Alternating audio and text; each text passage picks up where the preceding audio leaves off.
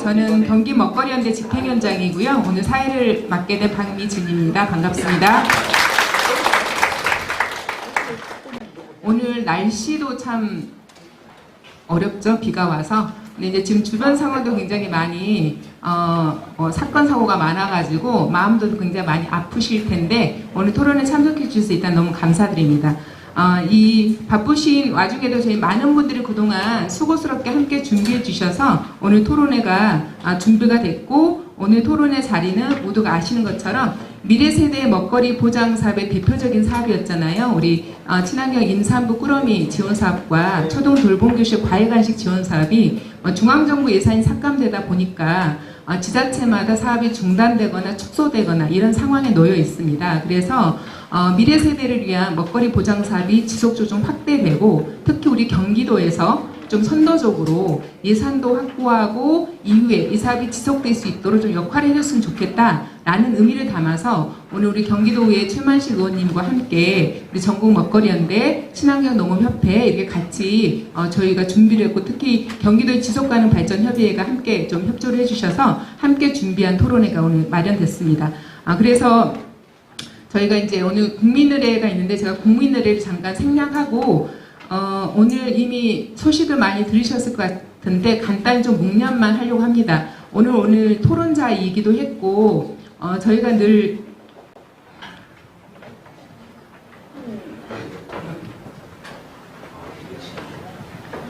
죄송합니다.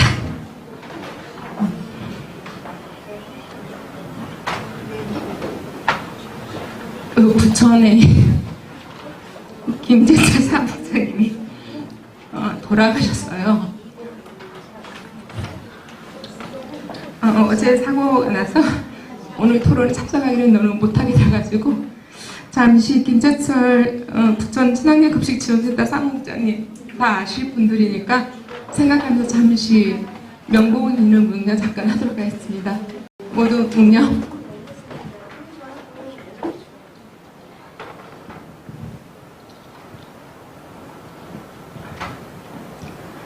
바로 네, 감사합니다. 네, 시작에 앞서서 제가 이제 내외빈 소개 다 해드려야 되는데 오늘 굉장히 많은 단체들 특히 이제 생협 오늘 이제 한살림에서 오셔가지고 우리밀 콩쌀로 만든 쿠키 홍보까지 하시면서 함께 준비해주고 계시는데요.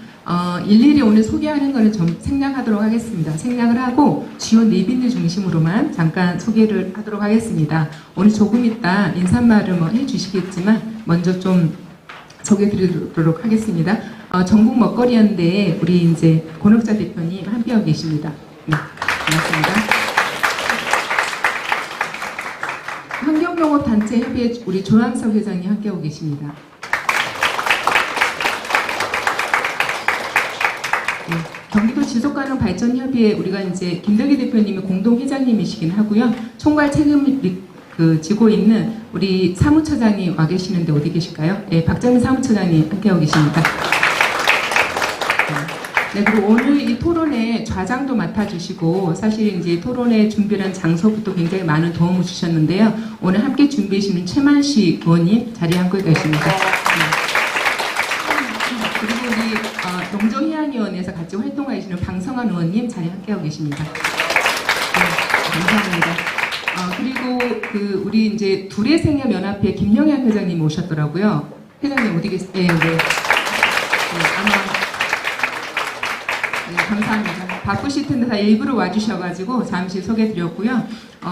나머지 토론자는 좀 이따가 소개시켜드리도록 하겠습니다. 그래서 참여하신 네 분은 간단히 소개를 이 정도로 마치고 그냥 순서대로 진행할 수 있도록 하겠습니다.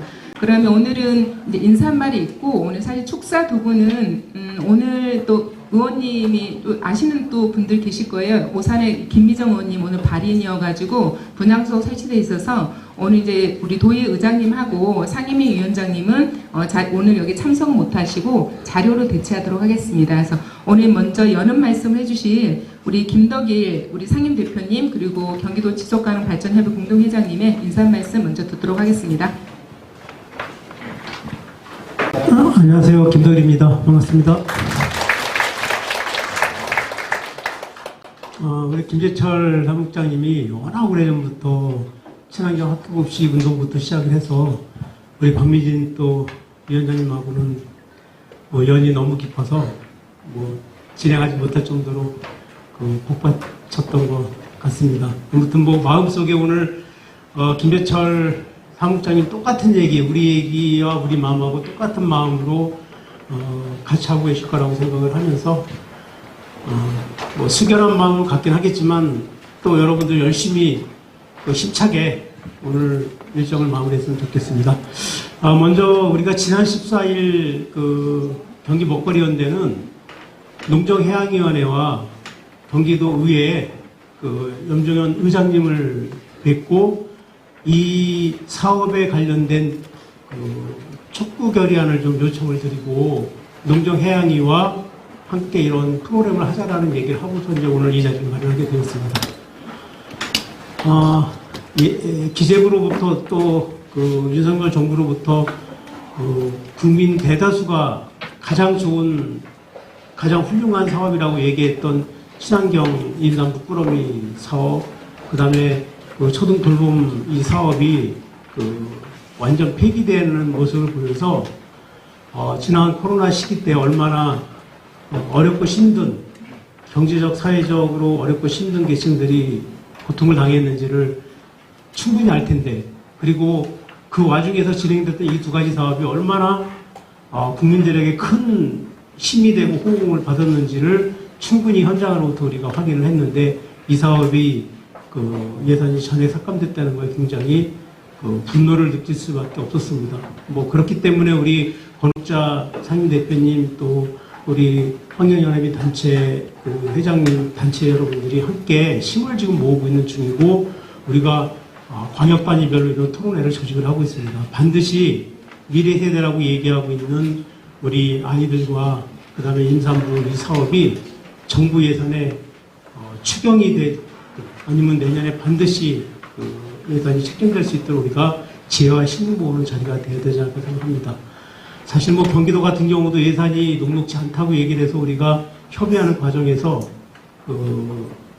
완벽하게 진행될지는 모르겠습니다. 오늘 담당하시는 팀장님 와 계시기 때문에 얘기를 들어봐야 되겠습니다만, 경기도의 임산부 인원을 대충 3만 2천 명 정도를 보고 있는데 올해 2만 명 예산밖에는 세우지를 못했고, 그거를 동네에서 심지뽑기 해가지고 되는 사람은 주고 안 되는 사람 안 주고, 이게 말이 되는 거예요.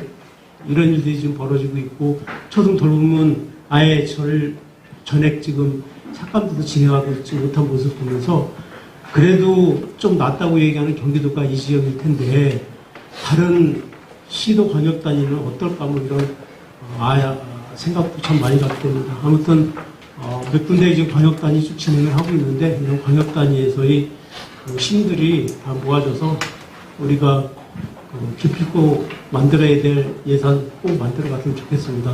이 자리 만들어 주시고 고민 같이 해주신 우리 최만식 의원님 다시 한번 감사 말씀드리겠습니다. 고맙습니다. 네, 감사합니다. 다음 인사말은 이게 지금 경기도에서 뿐만 아니라 전국에서 돌아가면서 다 전국 토론회 진행 중인데요. 이 토론회를 함께 주최하고 늘 준비해 주시는 우리 전국 먹거리연대 우리 권옥자 대표님 모시고 잠깐 말씀 듣도록 하겠습니다.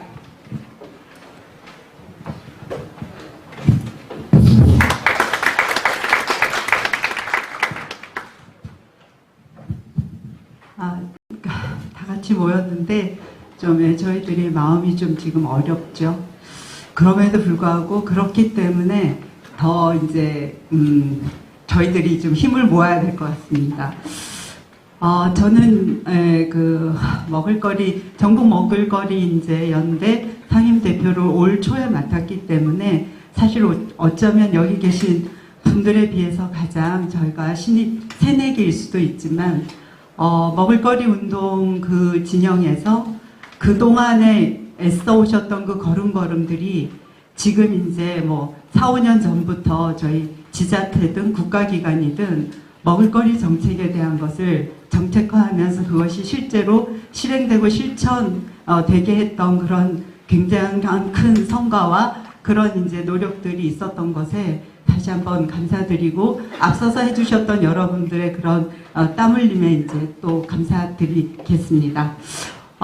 저희가 5월 2일에 국회로부터 출발을 했습니다. 그래서 5월 2일에는 국회에서 다 같이 모여서 저희들이 먹을거리 공공성에 대한 토론회를 했고요. 5월 31일 충청권에서 했습니다. 그리고 이어서 6월 2일에는 전북에서 했습니다. 사실 그 지역에 가면서 제가 느꼈던 거는 그러니까 정부 예산에서 다시 이것을 복원을 해주는 게 정말 제일 중요하지만 그럼에도 불구하고 사실 그 지역에서 힘을 모아서 정부가 하지 않아도 우리 도에서 또 우리가 하겠다라는 그런 의지를 같이 모아 나갈 때 저는 훨씬 더 앞으로 오히려 더 단단한 그런 이제 출발의 씨앗을 다시 심는구나라는 그런 생각이 들었습니다.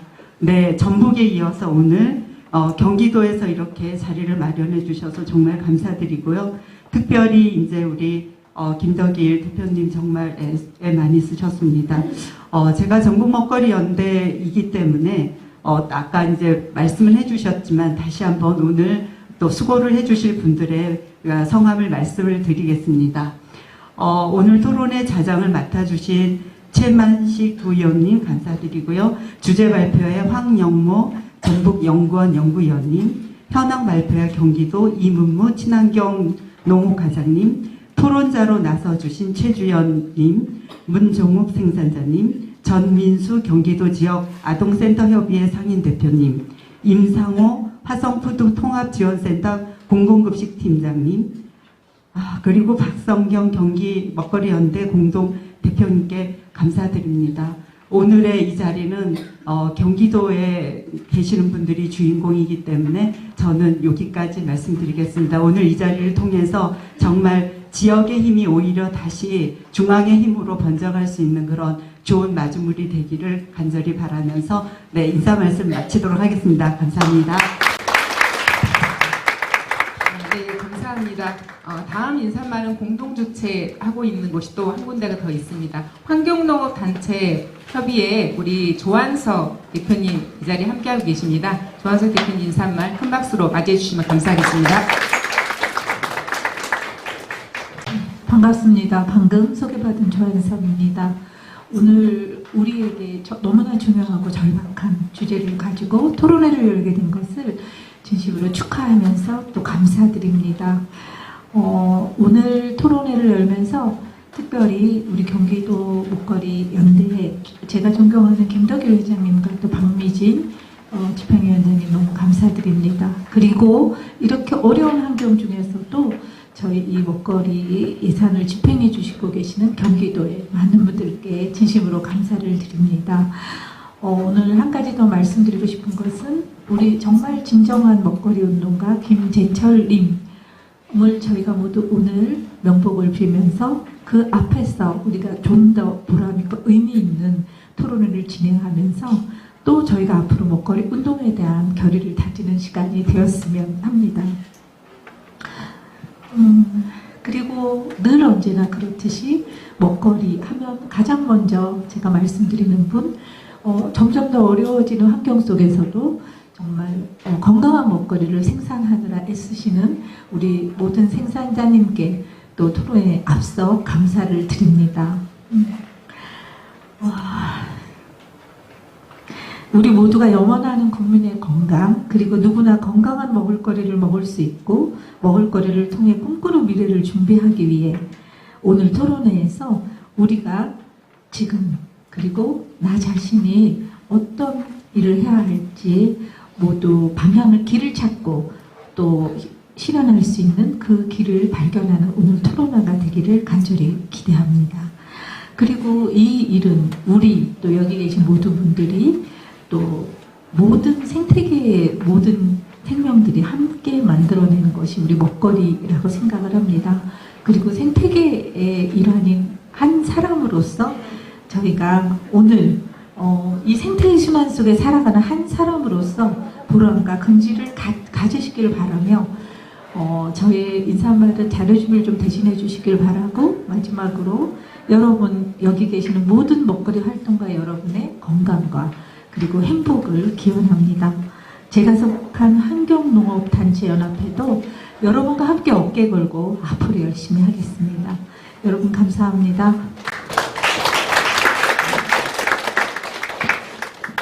예, 마지막 인사말을 한 분만 더 듣도록 하겠습니다. 아마 이 의원님이 없었으면 사실은 장소 잡고 준비하는 게 굉장히 많이 어려웠을 겁니다. 늘 저희에게 굉장히 농업 먹거리 관련된 영역에서 많은 힘도 주시고 활동을 같이 해주고 계시는데요. 우리 최만식 의원님 모시고 의회를 대표한 인사말 들어보도록 하겠습니다. 큰 박수 부탁드립니다. 네, 반갑습니다. 최만식 도의원입니다. 저는 성남 출신이고요. 농정해양위원회에서 의원 활동을 하고 있습니다. 오늘 이렇게 먹거리와 관련해서 준비를 해주신 우리 구독자 부장님 대표님과 조한석 회장님 그리고 우리 김덕일 공동대표님께 다시 한번 감사의 말씀드립니다. 사실은 이제 여기보다 좀 큰 대회실에서 오늘 이렇게 토론회를 준비를 했었는데 우리 고 김민정 의원님이 갑작스레 이제 투병 중에 이제 돌아가셔서 오늘 발인을 해서 어쩔 수 없이 장소를 옮길 수밖에 없었습니다. 그 의원님도 우리 학교 급식 친환경 농산물에 대해서 많은 관심을 가지셨던 분인데 그분이 못다한 그런 뜻을 저희가 또 이어서 또 우리 경기도에 우리 아이들에게 친환경 농산물을 보급해주고 보다 안전한 먹거리 생산을 통해서 우리 미래 세대가 튼튼하게 잘 커나갈 수 있도록 그런 뒷받침하는 역할들을 할 수 있도록 노력하겠습니다. 오늘 우리 정부가 들어서서 이제 임산부 친환경 과일 공급 규칙이라든지 우리 초등돌봄 교실 아이들 주는 사업들이 이제 중단되는 상황에 이르렀습니다. 이게 지방자치제가 되다 보니까 이제 정부에서 하지 못하는 그런 부분들을 이제 지방 정부가 떠나야 되는데 경기도나 좀 재정이 좀 괜찮은 지방자치단체 같은 경우는 그런 사업들을 할 수는 있는데 또 그렇지 못하는 지방자치단체가 많이 있다 보니까 또 이런 게 또 예산 때문에 어느 지역은 과일 공급받고 어떤 지역은 못 받는 그러한 좀 불합리한 불평등한 또 이런 부분들이 좀 발생하는 사태가 생기기 때문에 이런 부분들을 정부에서 균형 발전 차원에서라든지 골고루 사업이 전해야 되는데 이 사업들이 이제 중단되게 이르렀습니다. 경기도에서 초등돌봄 과일급식 사업 같은 경우는 사실 이제 추경을 해서 세우려고 계획을 세웠었는데 경기도가 이전에 비해서 좀 세수가 좀 많이 부족합니다. 그래서 올해 추경이 빠르면 9월이나 가능할 것 같은데 9월에 예산을 세우면은 올해 사실상 집행을 또 바로 방학이 있기 때문에 집행을 못하게 되는 그런 안타까움 속에서 올해는 초등돌봄유식 과일급식 사업이 힘들 것 같고 그래서 이제 내년도에 정식으로 이제 정부에서 사업 중단했던 이런 두 가지 사업을 경기도에 자체적으로 예산을 편성해서 사업을 추진해 나가야 되지 않겠냐 이런 마음을 우리 경기도의 농정해양위 의원들이 다 한뜻으로 가지고 있다는 말씀을 전해드리고요. 오늘 토론을 통해서 같이 멋진 방향성을 찾아가는데 저도 많이 듣고 또 그 의견들 모아서 경기도에서 실현할 수 있도록 최선의 노력을 다하겠습니다. 감사합니다. 네, 의원님이 내년 계획까지 다 말씀해 주셨어요. 경기도는 내년에 무조건 예산이 편성된다. 이렇게 믿으면 될 것 같습니다. 그래도 되겠죠? 오늘 의원님이 발언하신 것이 여기 영상 녹음 다 됐습니다. 앞에 영상을 찍고 있는 분이 계시는데 이 발언이 다 녹음됐기 때문에 자 의회를 믿고 경기도를 믿고 경기도를 내년에 임산부 꾸러미와 초등돌봄 과일간식은 무조건 중앙정부가 예산이 확보하지 않더라도 우리는 한다라는 믿음으로 즐거운 마음으로 토론을 할 수 있도록 하겠습니다. 지금 저희가 이제 주제 발표 앞에 간단한 개회식이었고요. 주제 발표 그리고 토론자 패널 토론이 있는데 여기 이렇게 내려오면 이 걸려가지고 안 보이세요. 그래서 이 상태에서 주제 발표랑 현황 발표 두 분 듣고 그리고 이제 토론자들 모셔서 앞에서 진행하는 걸로 하겠습니다. 근데 아까 제가 경험이 너무 없는 관계로 이분들 인사를 하나도 안 시켰어요. 그래서 주제 발표자랑 현황 발표 누군지를 잠깐 소개를 시켜드리도록 하겠습니다. 주제 발표는 굉장히 유명하세요. 아시는 분들 너무 잘 아실 텐데 먹거리 진심인 사람입니다. 예, 전북연구원의 우리 황영모 연구원님 함께하고 계십니다. 감사합니다. 그리고 원래 이제 오늘 현황 발표는 경기도 친환경 농업 과장님께서 나오기로 하셨으나 과장님 지금 교육 들어가셨습니다. 교육에 들어가셔가지고 과장님 올해 이제 승진하신 분이었거든요. 그러니까 불가피하게 교육을 들어가서 또 거기에 굉장히 초창기 학교급식부터 열심히 하셨던 원예 특작팀, 이름은 참 어려워요. 원예 특작팀 팀장으로 있는 한현수 팀장님이 오늘 발표해 주시도록 하겠습니다. 네, 감사합니다. 나머지 토론자는 이따가 우리 좌장님이 소개시켜 드리도록 하겠습니다. 우선은 우리 황영모 박사님의 먹거리 지원 정책 그 의미와 과제 관련된 주제 발표 듣도록 하겠습니다. 큰 박수로 맞이해 주시면 감사하겠습니다. 네, 소개받은 전북연구원 황영모입니다. 평소 병해하는 우리 경기 먹거리연대 우리 활동가 동지 여러분들 이렇게 뵙게 돼서 더 기쁩니다. 박미진 위원장님이 말씀하셨을 때 그냥 시간을 꼭 내서 우리 여러분들과 함께 오늘 이 시간을 좀 보내고 싶었습니다. 오늘은 사실 저는 도출연 연구기관에 있고 정책 연구를 업으로 하는 사람이긴 합니다만 전국 먹거리연대 정책위원 활동가 자격으로 여러분들과 함께 우리가 지금 맞닥뜨린 이 미래세대 먹거리 지원 정책 무엇이 문제인가에 대해서 간략히 앞단에 말씀을 좀 드리도록 하겠습니다. 사실 이게 우리가 이걸 보시면은 그러니까 우리나라의 생애 전주기에 걸쳐서 임산부부터 노년에 이르기까지 우리나라 국민뿐만이 아니라 외국인 노동자들까지 안전하고 건강한 먹거리를 이제 사회와 국가가 책임져 가야 한 이런 방향에 있지 않습니까? 그래서 이렇게 비어있는 영역에서 우리가 무엇이 빠져있고 정책을 어떻게 더 늘려야 할지 논의에도 사실 우리에게는 시간이 충분치 않을 것 같은데 그나마 이 채워져 있는 이 내용을 이렇게 2개 정도가 싹 빠졌습니다. 그리고 그 2개 빠진 내용은 상당히 우리 사회에 큰 영향력이 있는 이런 사업입니다. 우리가 이 미래세대 먹거리 돌봄에 대해서 주목하고 있는 이유는 크게 2가지 영역으로 볼 수가 있습니다. 하나는 이른바 이제 코로나19 사회적 재난의 터널을 우리가 이제 빠져나왔지 않습니까? 사회적 재난이 우리 사회의 이런 그 안전망에 우리 사회의 안전망이 사회적 재난에 맞닥뜨렸을 때 얼마나 불안전하고 이 문제가 있는지를 우리는 경험을 했습니다.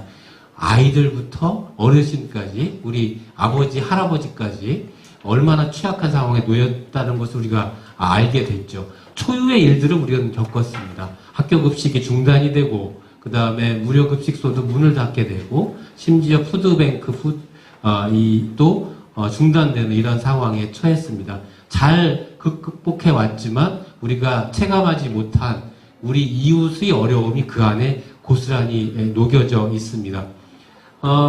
2번째는 이제 국제적인 사실 그 위기를 굳이 오늘 자리에서는 강조하고 싶지는 않습니다. 저는 한 가지 우려하는 점이 우크라이나 전쟁, 세계 기상 이상에 따른 식량 수급의 문제가 우리의 먹거리 돌봄의 논리보다 더 강조되는 것을 저는 우려를 합니다.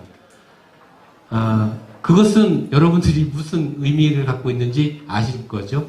그러니까 먹거리 수급, 식량 수급을 강조하는 순간 다시 국제적인 곡물 조달의 수입선을 넓혀야 한다, 늘려야 한다 이런 논리로 흐를 가능성을 우리 또 가지고 있습니다. 예전에 MB 정부 때 그러한 일들을 우리가 겪었기 때문에 자라보고 놀란 가슴, 소뚜껑 보고 놀란다고 최근에 여러 논의 속에 기업이 다시 이 곡물 시장에 어떻게 진입하고자 하는지 우린 또 알고 있습니다. 그럼에도 불구하고 국제적으로 또 국가적으로 이 먹거리 취약성을 보시는 이런 상황 속에서 어려움을 겪고 있습니다. 이 빈칸을 채워가야 될 상황에 있는 것이죠. 오늘 이제 첫 번째로 우리가 주목해야 될 이 정책 사업은 임산부 친환경 농산물 꾸러미 사업입니다. 여러분들 아시다시피 전국의 임산부 8만여 명에게 지원하는 이런 사업입니다. 사업비는 375억 정도 되고 국비가 약 150억 원 정도를 부담을 했는데 이게 편성이 안 되니까 전국이 올스톱 됐습니다. 150억 원이 없어서 전국에 8만여 명의 임산부에게 친환경 꾸러미를 공급하고 있지 못합니다. 그런데 이 정책은 복지부 사업이 아니라 농식품부 사업이거든요. 농식품부는 정책의 도입의 목적을 이렇게 정했습니다. 친환경 농산물에 대한 사회적 인식을 제고하고 친환경 농산물의 소비 기반을 마련하는 것을 목적으로 이 사업을 도입을 한 것이죠. 여러 이제 효과들이 있는데 전체적으로 참여자의 약 한 85% 정도가 만족을 하고 있고, 내가 또 둘째 아이를 갖고 셋째 아이를 갖게 되면 나는 반드시 참여하고 싶다. 거의 100%에 달하는 이렇게 의미 있는 만족도가 높은 사업입니다. 특히 농식품부가 밝힌 친환경 농산물의 소비 기반 마련이라고 하는 측면에서 임산부들이 이 사업에 참여했을 때 친환경 농산물에 대한 긍정 인식이 보시다시피 83% 이상까지 상승했음을 봤습니다. 그리고 친환경 농산물을 적극적으로 구매하겠다가 84%나 됐습니다. 이러한 사업을 중단하겠다고 하는 것이죠. 두 번째로는 그야말로 이제 우리 아이들의 이제 그 초롱초롱한 눈망울이 보이는 사업인데, 초등 돌봄 교실 과일 간식 사업입니다. 전국에 한 24만여 명의 우리 아이들에게 지원하는 이런 사업인데, 전체 사업비가 150억 원 정도 됐고, 국비가 한 72억 원 정도 됐습니다. 72억 원이 없어서 전국의 24만 명 아이들에게 사업을 중단하고 있습니다. 이 사업의 목적은 농식품부 사업입니다. 이것도 복지부 사업이 아니라 농식품부는 이렇게 이 사업을 도입의 목적을 이렇게 밝히고 있습니다. 아동 미만으로 사회적인 이런 비용을 줄이겠다. 그리고 국내산 과일의 소비를 늘리겠다. 그래서 이 사업을 통해서 아이들에게 이 과일 간식을 지급해 보니 실제로 식습관이 개선이 되었고, 과일을 선호하는 이런 그 선호도가 높아졌음이 확인이 됐습니다. 학생과 학부모의 만족도가 97%에 달합니다. 학교 선생님들의 경우에는 이 학교 현장의 이런 현장 부담 때문에 만족도가 도입 초기보다는 조금 낮아지긴 했으나 여전히 의미 있는 사업입니다. 이 사업을 정부는 농식품 바우처, 지금 이제 실증 사업, 시범 사업을 하고 있습니다. 농식품 바우처 사업은 아시다시피 이렇게 됩니다. 전국에 15개 시군구에 시범 사업을 하는데, 중위소득 50% 이하의 대상 가구에게 월 4만 원 상당의 이용권을 지원하는 사업입니다. 예타도 아직 통과하지 못했고 본 사업으로 나갈지도 장담할 수는 없습니다. 정부는 이 사업에 초등돌봄 과일간식 사업과 임산부 친환경 농산물 이 꾸러미 사업을 같이 통합시켜서 하겠다라고 얘기하는데, 지금의 여건을 놓고 보면 농식품부의 방침처럼 이게 기재부의 예타 통과가 저는 쉬워 보이지 않습니다. 예타에서 초등돌봄 과일간식 사업의 경우 조건부 이 옵션이 걸렸는데, 지자체의 재원 부담 방안을 마련하지 않으면 시행할 수 없다. 뭐 이런 방침이 있는 것을 고려할 때 이게 이 사업에 얹혀서 하나로 진행되는 것은 저는 이렇게 전망이 이렇게 가능하지 않다고 봅니다. 결국 안 하겠다는 얘기나 다름없습니다. 이 사업은 이런 측면에서 문제가 있습니다. 앞서 말씀드린 대로 중위소득 50% 미만의 이런 이 취약계층에게 식재료를 지원하는 사업에 통합을 시킬 경우 지원 대상의 차이가 이게 물타기가 되는 것이죠. 보편적인 우리 미래 세대에게 건강하고 안전한 먹거리를 공급하고 식습관을 개선하고 우리의 국내 농업도 활로를 찾겠다. 이런 목적하고는 또 여러 가지 차이가 있죠. 특히 이제 지원 대상의 차이가 있으니까 사업의 목적 또한 분명히 차이가 있습니다. 사업의 목적이 다른 것을 같이 묶어서 놓고 가면 이것이 사업의 효과도 서로 이 시너지도 나지 않는다라고 감히 장담할 수 있을 것입니다. 중단하겠다고 하는 이 사업은 실제로 국제적인 규범하고 상당히 밀접하게 연관된 어떻게 보면 우리나라를 대표하는 먹거리 지원 정책으로 우리가 소개해도 손색이 없는 사업입니다.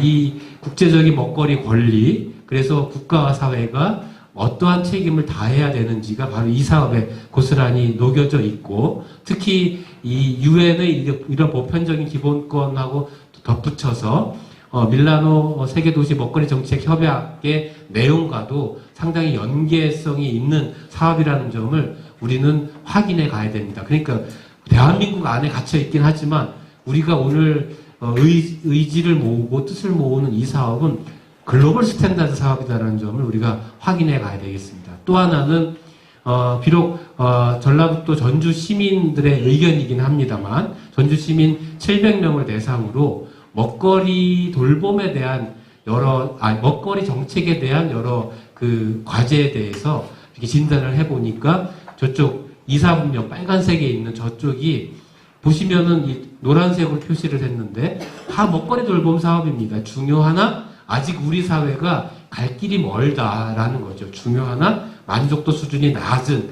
이 사업이 다 2, 4분면 저기에 몰려 있습니다. 먹거리 돌봄 사업입니다.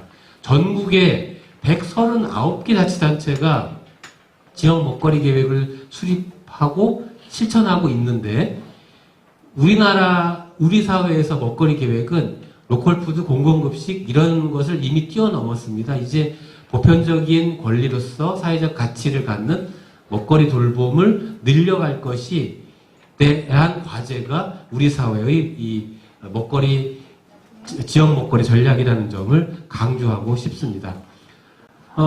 아이러니하게도 지난 그 22년 1월 달에 작년 1월에 우리나라 농업 먹거리의 이제 모법이라고 할 수 있는 농업농촌식품산업기본법이 개정이 돼서 법률적인 근거로 우리 사회의 취약계층 등 국민 모두에게 먹거리 지원을 할 수 있는 법적 근거가 마련이 되고 작년 7월부터 이 법이 시행이 됐거든요. 아이러니하게도 법이 시행되자마자 이 먹거리 돌봄에 대한 상징적인 주 사업이 딱 중단이 됐습니다. 이게 우리 사회의 현실이라는 점이죠. 현장에서는 이 농업농촌식품산업기본법이 개정이 되면서 복지부의 영양플러스 사업이라든가 이 아동 건강과일 바구니 사업 이런 여러 복지부의 사업을 아예 지역의 먹거리 통합지원센터가 이렇게 통합적으로 지역에 있는 건강한 먹거리를 공급할 수 있는 이 체계를 준비해 가고 있는데 국가 정책이 조금 밖으로 가고 있다는 점 안타깝습니다. 그나마 경기도가 도 자체 예산으로 임산부 친환경 꾸러미 예산을 반영을 한 이 상징성이 있어서 전라북도도 추경에 예산을 반영을 해서 시행을 이제 했습니다. 그리고 이제 앞서서 우리 그 먹거리연대 대표님도 말씀을 주셨던 대로 충청권도 토론회를 거치고 이렇게 했습니다. 전라북도는 도의회에서 결의안을 채택을 해서 정부에 건의문까지 이렇게 제출을 했습니다. 경기도의 이 한 걸음 한 걸음이 지금 상황에서 전국적인 이런 큰 이 마중물 든든한 버팀목이 될 것이라는 점 지역에 있는 입장에서는 상당히 중요하다라는 말씀을 제가 다시 한번 말씀을 좀 드리겠습니다. 우리가 먹거리 돌봄이 미담이 돼서는 안 되겠는 사회 아니겠습니까?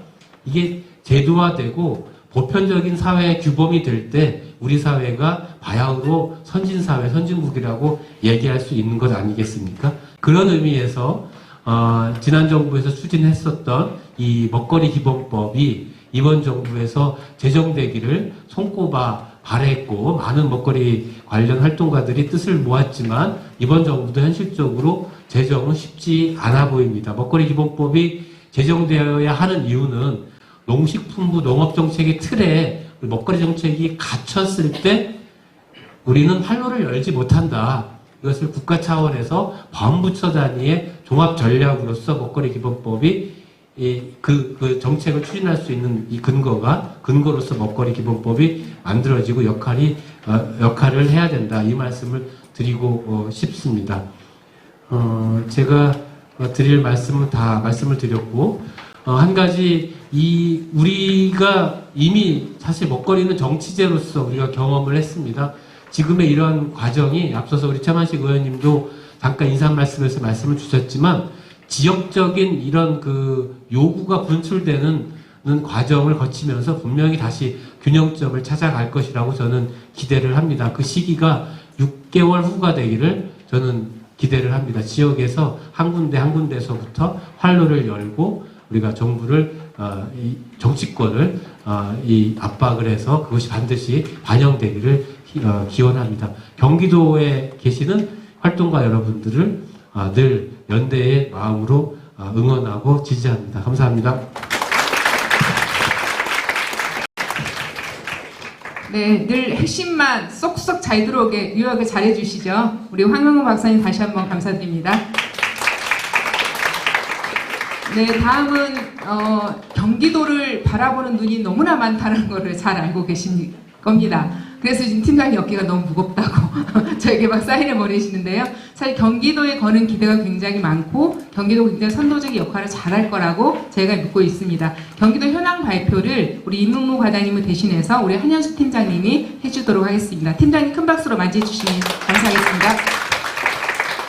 안녕하세요. 친환경 농업과 원예 특작팀장 한현수입니다. 오늘 임산부 친환경 농산물 지원과 초등학교 돌봄 과일간식 예산 편성을 촉구하며 이 문구를 보는 순간 진짜 어깨가 무거워지기 시작했습니다. 그런데 저희 그 경기도에서는 먹거리 정책, 여러 가지 먹거리 정책을 추진하고 있는데요. 아시다시피 학교급식이라든가 공공급식, 어린이 건강과일 이런 많은 이제 먹거리 정책들을 추진하고 있습니다. 그 중에 저희 친환경 농업과에서 추진하고 있는 먹거리 정책에 대해서 추진 현황을 말씀드리겠습니다. 먼저 어린이 건강과일 공급 사업입니다.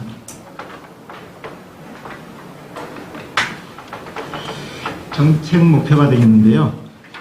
정책 목표는 식습관 개선을 통한 건강 증진과 먹거리 기본권, 안정적인 판로 기반 마련을 통해 농가 소득 증대에 있습니다.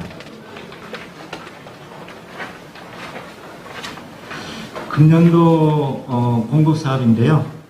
도비와 시군비 각각 50%씩 하여 313억 원 투입하고요. 도내 어린이집 지역아동센터, 가정보육원인 등 50여만 명에게 신선한 제철과일을 공급하고 있습니다. 금년도 공급 목표는 58회인데요. 현재 6월 말 현재 월 5회씩 하여 29회 공급하고 있습니다. 그간의 추진 현황입니다. 2018년도에 처음 시작했는데요. 시범사업으로 특수보육 어린이집과 지역아동센터를 시작으로 해서 2019년도에 모든 어린이집으로 확대했고요. 20년도에 그 가정보육까지 확대했습니다. 그리고 21년도에 다함께 돌봄센터, 그리고 23년도에는 아동 양육시설까지 지원 확대를 계속 확대하여 왔습니다. 이에 따라 수혜 인원도 계속적으로 증가했는데요. 첫 해 9만 명에서 올해는 50여만 명으로 늘어나게 됐습니다. 어린이 건강과일 공급 배송 체계입니다. 과일은 전국 산지 농업인 농협 입맞춤 조합이라고 우리 공급하는 업체입니다. 사전계약을 통해 공급받고 있고요.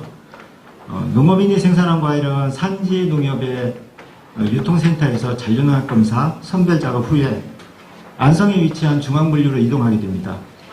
중앙물류센터에서는 2차 잔류농약 검사, 피킹, 소분 작업을 거쳐 거점 물류센터로 배송되는데요. 우리 경기도에는 총 5개의 배송센터가 있습니다. 거점 물류센터가 있습니다. 그래서 여기를 통하여 85개의 배송 지역으로 나누어 어린이집 등의 과일을 공급하고 있습니다. 조금 전 말씀드린 거점 물류센터 현황인데요. 양성,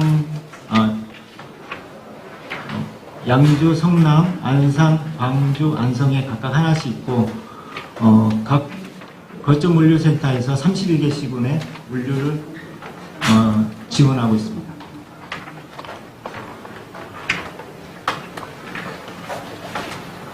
그간의 과일 매표량입니다. 첫 해는 550톤, 그리고 작년에는 3,525톤을 매입을 했는데요. 그 중에 도내산 비중이 최저 45%에서 많게는 60%까지 도내산으로 공급하고 있습니다. 이 사업을 통한 사업 효과입니다. 그 20년도 기준으로 볼 때 사업 참여 10개 시군의 과일 과체류 생산액은 2,417억 원이에요. 근데 이제 건강과일 공급 사업의 농가 공급액은 60억 원으로 농가별 소득 기여율은 2.5%로 저희들이 분석하였습니다. 그리고 표에는 없는데 경기도에서 공급하는 7개 과일 판매가를 비교해 보니까 어린이 건강과일 공급액이 일반 판매하는 공급액보다 14억 원, 그리고 도매시장을 통해 16억 원이 또 높았다는 결과가 나왔어요. 그게 결국은 이제 다른 판매망을 통해서 공급하는 것보다 어린이 건강과일을 통해서 공급하는 게 이제 농가 소득 면에서 더 높게 나타났다는 결과입니다. 그리고 두 번째, 사과, 배, 복숭아 등 9개 품목으로 저희들 도내 농가가 한 740농가 여기에 있는데요. 그 중에 어린이 건강과일 공급 사업에 참여하는 농가는 4,742농가예요. 그래서 저희 도내 농가 중에 저희 사업에 참여하는 농가의 비율이 44% 정도 됩니다.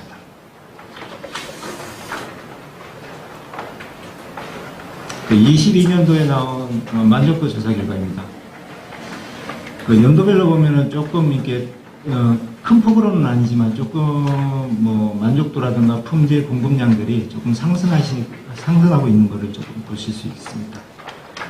그리고 과일 선호도에 있어 가장 좋아하는 게 이제 딸기고요. 수박, 감귤, 사과, 뭐 샤인머스켓 이런 순위로 나옵니다.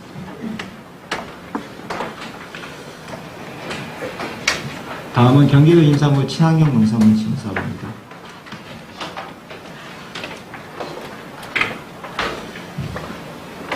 환경보호 지원과 지속적인 농업을 실현하기 위해서 경기도에서 많은 노력을 하고 있는데요.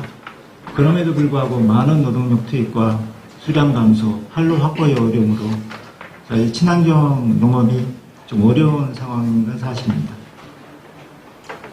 최근 인증 면적을 보면은 전국은 20년 대비 한 14.4%가 지금 감소하고 있고요. 경기도는 그보다 낮은 수치지만 9.1% 정도가 인증 면적이 줄어들고 있는 상황입니다. 이에 따라 친환경 농산물의 안정적인 소비처가 우리가 필요한데요. 그에 대한 활로 모색을 위해서 임산부를 대상으로 우리가 친환경 농산물 시범 사업을 추진하고 있습니다.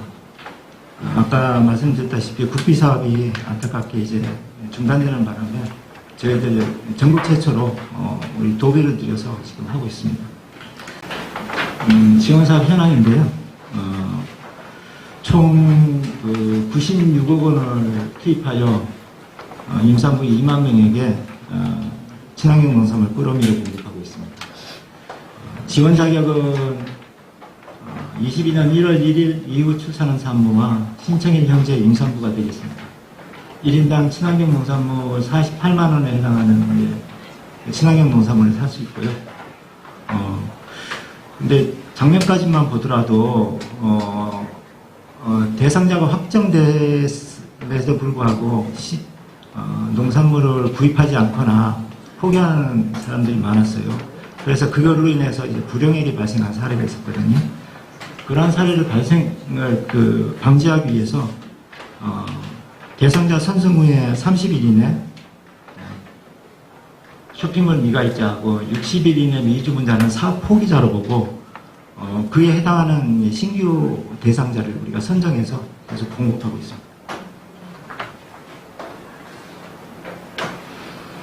임산부 친환경 사업 추진 경과인데요. 20년부터 추진했습니다. 경기도에서는 부천, 안성, 남양주가 처음 시도했고 21년도에는 이제 18개 시군으로 확대됐습니다.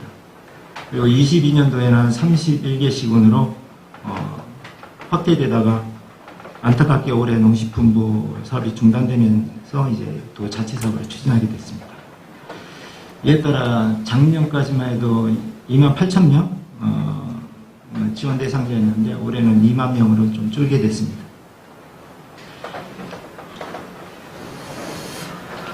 농산물 꾸러미 공급은 두레생협, 한살림, 농협 경제지주제 세 군데가 맡고 있습니다. 5월 말 현재는 18,811명을 대상으로 194톤, 그 중에 도내산이 43% 정도 공급하고 있습니다. 사업 추진 절차입니다. AT가 운영하는 에코몰 사이트를 통해서 3월 15일까지 사업 신청과 대상자 선정이 완료됐습니다. 그래서 이제 선정된 임산부는 지금 공급업체가 운영하는 개별 쇼핑몰 사이트를 통해서 임산물을 구입하고 있는 상황입니다. 친환경 농산물 공급은 상계 공급업체가 31개씩 권역별로 나눠서 하고 있는데요. 과학원역은 성남시 등 12개씩은 한살림에서 직접 공급하고 있고, 낙원역 같은 경우는 수원시 등 11개씩인데요. 농협경제지주, 다곤역은 부천시 등 8개씩은 두레생협에서 공급하고 있습니다. 배송 체계입니다. 임산부가 공급업체의 쇼핑몰 사이트를 통해 희망하는 품목을 주문하게 되면 이제 각 공급업체는 생산지, 물류센터, 배송센터를 거쳐 주문일로부터 이틀에서 3일 이내 이제 거주지까지 직접 배송하게 되어 있습니다.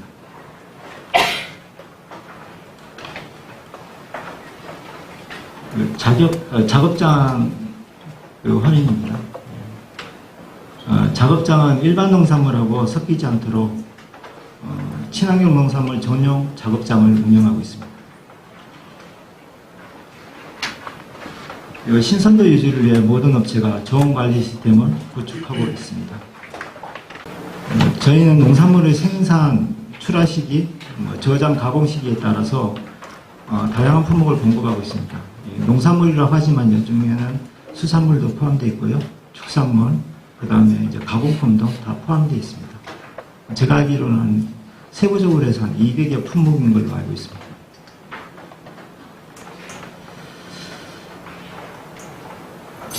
소비자의 불만 해소를 위해 공급업체마다 전담 인력 5명 내외를 배치하고 있고요. 품질저하, 파손 등으로 환불 반품을 요구할 시는 즉시 환불 조치하고, 배송이라든가 주문 방법, 품질 등 문의사항에 대해서는 즉시 답변을 드리거나 아니면 담당자 확인 후 1시간 이내에 안내토록 하고 있습니다. 22년도에 실시한 만족도 조사 결과인데요. 이건 국비사업 할 때 농식품부에서 만족도 조사한 건데, 전국 평균 수치보다 조금 낮게 나왔네요. 네, 올해부터 이제 도 사업을 추진하고 있으니까 만족도를 높일 수 있도록 노력해 보겠습니다. 올해 도 자체 사업을 추진하면서 우리가 언론 홍보한 내용인데요. 언론 홍보 영상을 잠깐 보시겠습니다. 임신했을 때 그리고 아이들 이유식 먹는 기간에는 아무래도 유기농, 무농약 제품들 많이 찾으실 텐데요. 경기도가 올해도 도내 임산부들에게 친환경 농산물을 지원합니다. 올해는 정부 예산에 반영되지 않았지만 또 자체 예산으로 2만여 명을 지원하기로 했습니다. 이번 달 말까지 신청받습니다. 자세한 내용 보시죠. 임신 중이던 지난해 임산부 친환경 농산물 꾸러미 지원을 받은 최지은 씨. 무농약 유기농 농산물과 그 농산물로 만든 친환경 제품들이라 뱃속아이는 물론 산모의 건강도 챙길 수 있었습니다. 지금은 건강하게 태어난 아이가 이유식을 먹는 단계인데 아이가 먹는 것이다 보니 특히 유기농과 무농약 제품을 더 찾게 됩니다. 하지만 시중에서 유기농이나 무농약 상품을 구매하려면 가격 부담이 큰 것이 현실. 임산부 친환경 농산물 꾸러미 지원 사업을 통해선 96,000원만 내면 총 48만 원 상당의 친환경 농산물을 구매할 수 있어 올해도 신청할 계획입니다. 친환경이나 유기농이라고 되어 있는 제품들은 거의 다 엄청 비싸잖아요. 근데 만약에 2만 원 정도면 4,000원만 내면 되니까 많이 도움이 됐습니다. 이 사업은 농림축산식품부에서 2020년부터 지난해까지 시범사업으로 추진해오던 사업입니다. 하지만 올해는 정부 예산에 반영되지 않아 중단되지는 않을까 아쉬움이 컸습니다. 이에 경기도가 나섰습니다. 자체 예산을 편성해 2만여 명을 지원하기로 한 겁니다. 국비사업 중단에도 자체 예산으로 실시하는 지자체는 전국 광역지자체 중 경기도가 유일합니다. 3년간 중앙정부 시범사업으로 추진하여 왔으나 2023년도 정부 예산에 포함되지 않아 사업이 중단될 위기에 놓여 있었습니다. 임산부 건강증진과 농가소득 증대의 사업 지지뿐 아니라 그간 사업에 참여한 임산부의 만족도가 매우 높은 점을 감안하여 경기도 자체 사업으로 추진하게 되었습니다. 선정되면 11월 30일까지 주문할 수 있고 월 최대 4번까지 20%의 금액을 내면 총 48만 원 상당의 친환경 농산물을 배송받을 수 있습니다. 신청 대상은 도내 31개 시군에 주소지를 둔 임신부와 2022년 1월 1일 이후에 출산한 산모입니다. 신청은 이번 달 28일까지 에코이몰에서 온라인으로 신청하거나 읍면동 주민센터를 방문해 신청하면 됩니다. 경기지TV 이슬비입니다. 저희 도에서는 경기도 어린이와 임산부 먹거리 보장하고 농업인의 소득 증대를 위해 최선을 다하겠습니다.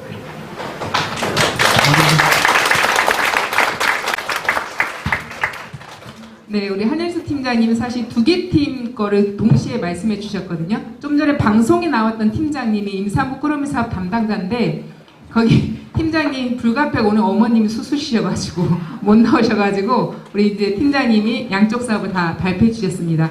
뭐 경기도 잘하고 있나요? 아닌가 봐요.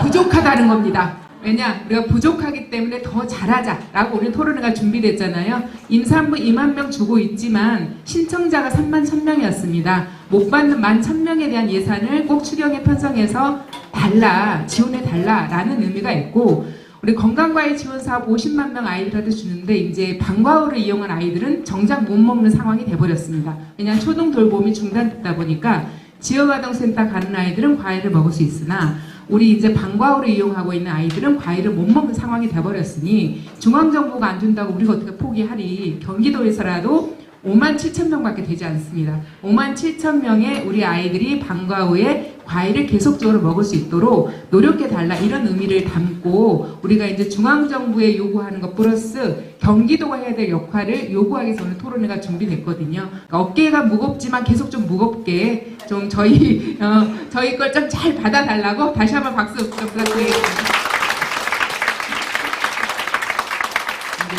팀장이 큰일 났습니다. 오늘 얼굴도 다 찍었기 때문에 앞으로 잘 부탁드리겠고요. 그러면 이렇게 해서 주제 발표를 해당 발표를 마치고 바로 본격적으로 이제 좌장님 모시고 토론자들 모시고 토론 들어가도록 하겠습니다. 좌장 오늘 앞에서 인사 말씀해주신 우리 농정해양위는 최만식 의원님 나와 주시고요. 나머지 토론자분들 다 나와서 자리에 앉아주시면 감사하겠습니다. 토론자분들은 친환경 임산부 꾸러미 사업에 참여했던 도민도 계시고 이 친환경 농산물을 생산하신 생산자분도 계시고 그리고 이제 어린이 건강과외 지원 사업을 받고 있는 지역아동센터 그리고 이걸 공급하는 화성푸드통합지원센터 뭐 이런 관계자 다 있고요. 또 경기먹거리원 공동대표님이 그래서 이걸 지속적으로 안정적으로 하려면 기본법이 필요하더라라는 이야기까지 하기 위해서 다 자리에 앉으셨습니다. 자, 자리에 앉고 그 뒤에 죄송해요. 자리 없어서 서 계셨던 분들 앞에 있는 자리 빈자리에 이제 앉아주시면 됩니다. 정말 죄송합니다. 자리 좀 정리해서 앞에 앉아주시고요. 바로 최만식 의원님에게 마이크 넘기도록 하겠습니다. 최만식 의원님 부탁드립니다. 네, 반갑습니다. 우중에도 다들 어디서 오셨어요? 많이 들어오셨네요. 장소가 회의실이었으면 뭐 더할 나위 없었을 것 같다는 생각이 드는데 아쉽게도 장소가 좀 좁아졌는데 그럼에도 불구하고 이렇게 많은 분들이 와주셔가지고 정말 감사드립니다. 이 먹거리에 대해서 그만큼 관심들을 많이 가지고 계시다는 걸 보여주는 것 같습니다. 이러한 그 분위기를 계속 올려주셔서 아까 우리 박매진 대표님께서 말씀하신 대로 경기도에서 이 먹거리와 관련해서는 가장 으뜸 모범적인 도가 될 수 있도록 많은 힘을 좀 불어 넣어 주셨으면 좋겠습니다. 먼저 우리 황영모 전국연구원 연구원님께서 이제 먹거리 공공성 측면에서 본 먹거리 지원 정책 의미와 과제에 대해서 주제 발표를 해주셨고, 그다음에 우리 경기도의 한현수 원내 특작팀 팀장님께서 우리 먹거리 지원 사업 추진 상과 향후 계획에 대해서 좋은 말씀을 해주셨습니다. 요거와 관련해서 보면은 이제 사실 임산부 친환경 농산물 쭈꾸러미 지원 사업 같은 경우는 한 85% 정도가 만족도를 보여주고 있고, 이제 어린이 건강과일 급식 같은 경우는 한 90, 학생들과 학부모 합쳐서 한 96% 정도가 이제 만족도가 그만큼 높은 사업 중에 하나였었는데도 이제 불구하고 이제 정부에서 예산이 중단되면서 임산물 꾸러미 사업 같은 경우는 경기도에서 자체적으로 지원 사업을 하고 있고, 또 어린이 건강과일 급식 사업 같은 경우는 이제 이재명 지사 시절에 시범 사업 시작해서 지금 이제 건강과일 공급을 하고 있는데, 초등 돌보실 같은 경우도 정부에서 예산이 지원돼서 올해는 부득이하게 지금 아이들에게 건강과일이 급식이 안 되고 있는 안타까운 상황에 이르렀던 것 같습니다. 그럼에도 불구하고 이 먹거리 지원 정책의 의미와 과제를 비롯해서 좋은 말씀을 또 우리 황영모 정부연구원께서 해주셔가지고 잘 이해가 되고, 또 우리가 어떻게 대응해야 될지에 대해서 좋은 말씀을 해주신 것 같습니다. 우리 또 한수 팀장님께서도 열심히 또 경기도에서 가장 어깨가 무거움에도 불구하고 또 우리 도민들이 원하고 또 우리 도의회가 요구하는 이 사업들에 대해서 지속적으로 추진하려는 그런 의지들을 가지고 계시고, 또 내년도 아까 말씀드렸지만 내년도에서 계속적으로 이어질 수 있도록 우리 도지사님하고 우리 집행부에서 준비하고 있다는 그런 말씀을 제가 대신 좀 전해드렸습니다. 그러면 본격적으로 이제 요 주제 발표와 현황 발표를 들은 이후에 우리 최주현 임산부 친환경 농산물 지원 사업 참여도민, 그다음에 문정옥 이천시 친환경 출하의 생산자 대표님, 그리고 전민수 경기도 지원센터 연합협의회 사임 대표님, 그다음에 민상호 화성푸드 통합지원센터 공공급식 팀장님, 그리고 김재철 박성경 경기 먹거리연대 공동대표님, 이렇게 해서 토론을 좀 이어가도록 하겠습니다. 순서대로 먼저 하는 게 낫겠죠? 그렇게 준비를 하셨죠? 제가 또 순서를 바뀌면 더 헷갈릴 수 있으니까. 우리 최주현 임산부 친환경 농업물 지원 사업 참여도민께서 먼저 호응을 열어주시기 바랍니다. 네, 안녕하세요. 저는 임산부 지원사업 참여도민으로 참석하게 된 최주현이라고 합니다. 오늘 정부 지원 임산부 지원 사업을 참여하고 너무 만족스러웠던 이 경험이 있어서 이 정부 지원이 없어져서 너무 아쉬운 마음에 여러분한테 좀 이런 필요성에 대해서 좀 얘기를 하고 싶어서 이 자리에 좀 참석을 하게 됐습니다. 아이를 키우는 데는 온 마을이 필요하다라는 말이 있죠. 출산부터 지금까지 제가 아기를 키우면서 이 얘기가 정말 뼈저리게 현실적인 말이라고 느껴졌습니다. 요즘은 여러 세대가 함께 살면서 자연스럽게 육아를 분담해주거나 앞집, 뒷집, 옆집에 아기를 꺼리낌 없이 맡기고 볼일을 보러 가던 부모 세대와는 다르게 정말 오롯이 두 부부가 육아를 담당하게 됩니다. 육아를 분담해주는 이웃이 없으니까 아무래도 출산과 육아의 부담이 많이 크게 다가오는 것 같습니다. 그래서 육아를 분담해주는 것이 바로 국가인데요. 국가에서는 출산 뒤에 엄마를 도와서 육아를 해줄 도우미를 고용을 할 수 있게 지원을 해주기도 하고, 또 아기가 엄마를 잠시 맡길 수 있게 시간제 보육이 가능하게 지원을 해주기도 합니다. 또 우리 건강한 먹거리를 먹을 수 있게 지원을 해주기도 하죠. 또 나라가 아이를 키우는데 필요한 마을이 되어주는 겁니다. 물론 아직은 보완되고 개선되어야 할 점이 있지만 아기를 키우는 입장에서 국가가 든든한 육아 지원을 해주면 육아는 오롯이 내가 감당할 짐이 아니라 힘이 됩니다. 국가 지원 임산부 꾸러미로 건강한 먹거리 지원과 영양 교육 가능. 처음에 임신을 하고 나서 제가 신체 변화를 겪으며 내가 품고 있는 소중한 생명을 안전하게 지키기 위해서 엄마로서 배워야 할 것들이 너무나도 많았습니다. 먹지 말아야 할 것, 조심해야 할 음식, 꼭 먹어야 할 영양제와 음식들. 임신을 인지한 순간부터 아이의 영양과 건강을 책임지는 것이 약간은 부담으로 다가왔습니다. 저는 10년 동안 3교대로 일을 하는 직업을 가지고 자취생활을 하면서 영양학적 고력 없이 불규칙한 식사를 하고 배달 음식과 가공 음식을 매우 많이 섭취하는 좋지 않은 식습관을 가지고 있었습니다. 그러다가 건강이 정말 눈에 띄게 나빠지게 되면 건강한 식사를 하고 몸이 조금 괜찮다 싶으면 다시 나쁜 식습관을 반복하는 생활을 해왔습니다. 그러던 와중에 제가 임신 사실을 알게 되어서 건강한 먹거리에 대해서 조금 더 관심을 갖게 되었습니다. 하지만 나쁜 식습관이 오랫동안 몸에 배어 있었기 때문에 아기를 위해서 건강히 먹고 건강한 음식을 만드는 게 더욱 어렵게 느껴졌고, 하필 코로나19 시기와 임신 출산이 겹치면서 오프라인 강의들이 많이 폐지가 되어서 처음에는 정보를 얻는 것조차 너무 막막하게 다가왔습니다. 그럴 때 제가 정말 많은 도움을 받았던 게 임산부 꾸러미였습니다. 2020년부터 시행되었던 임산부 꾸러미 사업은 이미 사용해보았던 이용자들 사이에서 입소문이 굉장히 많이 나 있었는데요. 제가 처음에 신청할 당시에도 지역별로 신청이어서 경기도만 신청이 가능한데도 신청 당일 시간이 땡 하자마자 정말 사이트가 마비될 정도로 신청자가 굉장히 많이 몰려서 제가 아기를 안고 휴대폰을 들고 1시간 가까이 그걸 들고 대기를 하고 있을 정도로 정말 엄마들 사이에서 입소문이 많이 나 있었는데요. 사실 저는 처음에는 이게 얼마나 좋은 사업이길래 내가 이렇게까지 힘들게 아기를 안고 기다려서 이걸 신청을 해야 되나라는 생각을 했는데, 전 이걸 이용해보고 나서 정말 많은 생각이 바뀌었습니다. 처음에 제가 이걸 신청을 하고 나서 한살림에서 제공하는 건강한 먹거리 교육을 들을 수도 있고 간단하게 체험활동도 할 수 있어서 정말 내 가족의 건강한 먹거리에 대한 기준을 명확하게 잡는 계기가 되었습니다. 이를 토대로 임산부 꾸러미를 이용하여 우리 땅에서 제철에 나는 건강한 야채와 과일들로 아이의 이유식과 간식을 먹이는데, 제가 생각했던 것보다도 아기가 먹을 수 있는 가공식품도 많아서 선택의 폭이 다양해서 너무 좋았습니다. 요즘은 농업기술이 많이 발달해 마트에 가면 정말 사시사철 내가 원하는 채소와 과일을 찾을 수 있고 제철 음식이라는 개념이 많이 흐릿한 것 같습니다. 그리고 이에 따라서 정말 제철에 나는 음식이 뭐가 있지라고 생각을 해보면 사실 쉽게 떠올릴 수 있는 분들이 많지 않을 거라고 생각을 합니다.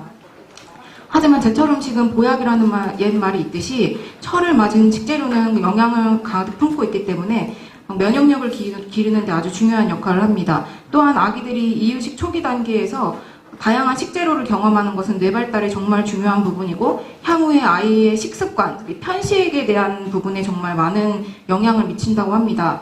임산부 꾸러미의 경우에는 제철 식재료가 주기적으로 바뀌어서 다양한 물품들을 접할 수 있었고 또 집 앞까지 배송이 오기 때문에 아이가 있어서 활동 범위가 제한적인 임산부나 엄마들이 정말 편리하게 이용할 수 있었습니다. 정말 다들 이제 좋은 식재료라는 뭔가 좋은 것은 알고 있지만 사실 최대 단점이 가격이 비싸다는 것일 텐데요. 정부에서 지원을 해주는 보조금 덕분에 가게 부담 없이 좋은 식재료를 편하게 이용할 수 있어서 만족도가 상당히 높았고, 이 같은 시기에 주변에서 임산부 꾸러미를 이용해본 엄마들도 다 같은 의견이었습니다. 이 영양 양극화와 무상급식에 관한 얘기인데요.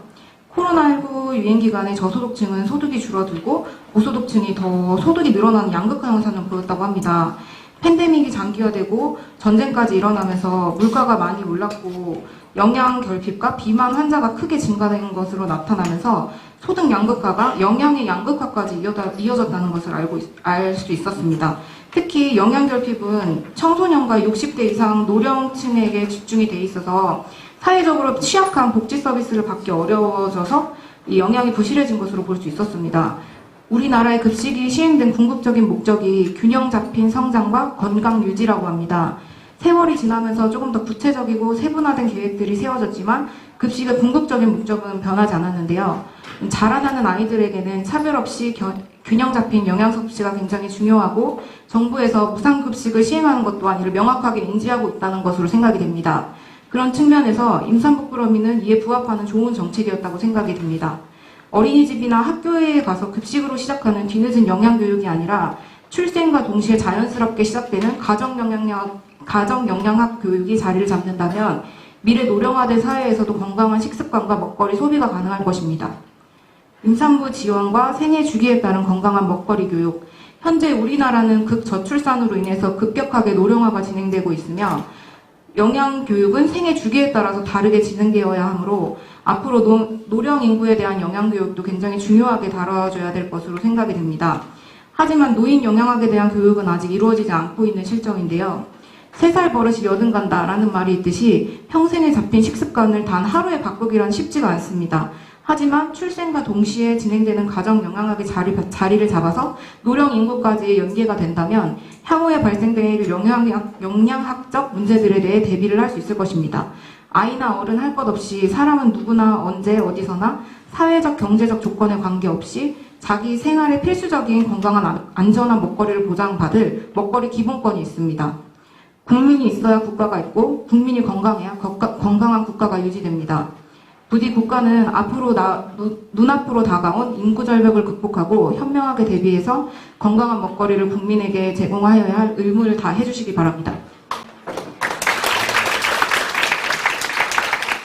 네, 감사합니다. 실제로 이제 우리 최주연 애는 잘 키우고 계시죠? 네, 오늘 같이 왔습니다.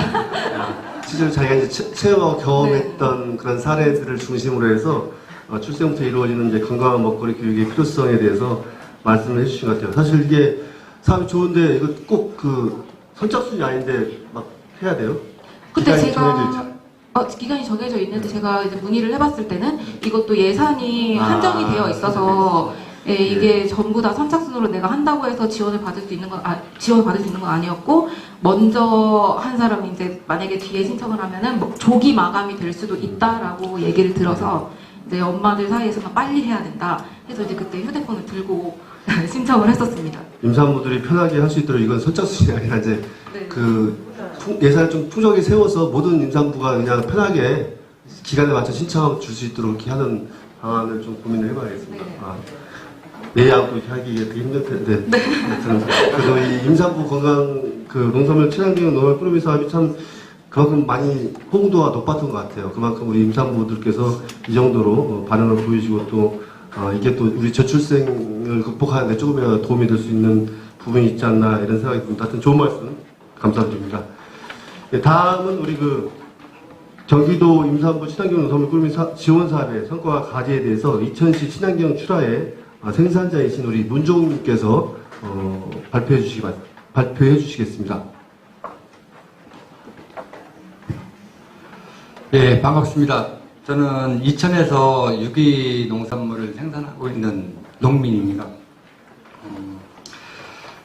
지금 우리 친환경 농산물 중에서 가장 중요하게 가장 또 많은 비중을 차지하면서 이제 공급되고 있는 것이 학교 급식인데 공공의 영역에서 가장 큰 비중을 차지합니다. 거기에 이제 초등 돌봄이나 아니면 이 임산부 꾸러미 사업이 같이 공공의 영역으로 들어와서 좀 이 친환경 농업을 하는 농민들에게는 좀 뭔가 새로운 희망을 좀 불어 넣었던 사업이었습니다. 그래서 이제 21년도, 22년도 사업, 시범 사업을 하면서 그거에 맞춰서 이제 우리 농민들도 이제 어떻게 생산할지에 대한 어떤 시스템 체계를 이제 만들어가고 있는 그런 과정이었던 거거든요. 그 기간 동안.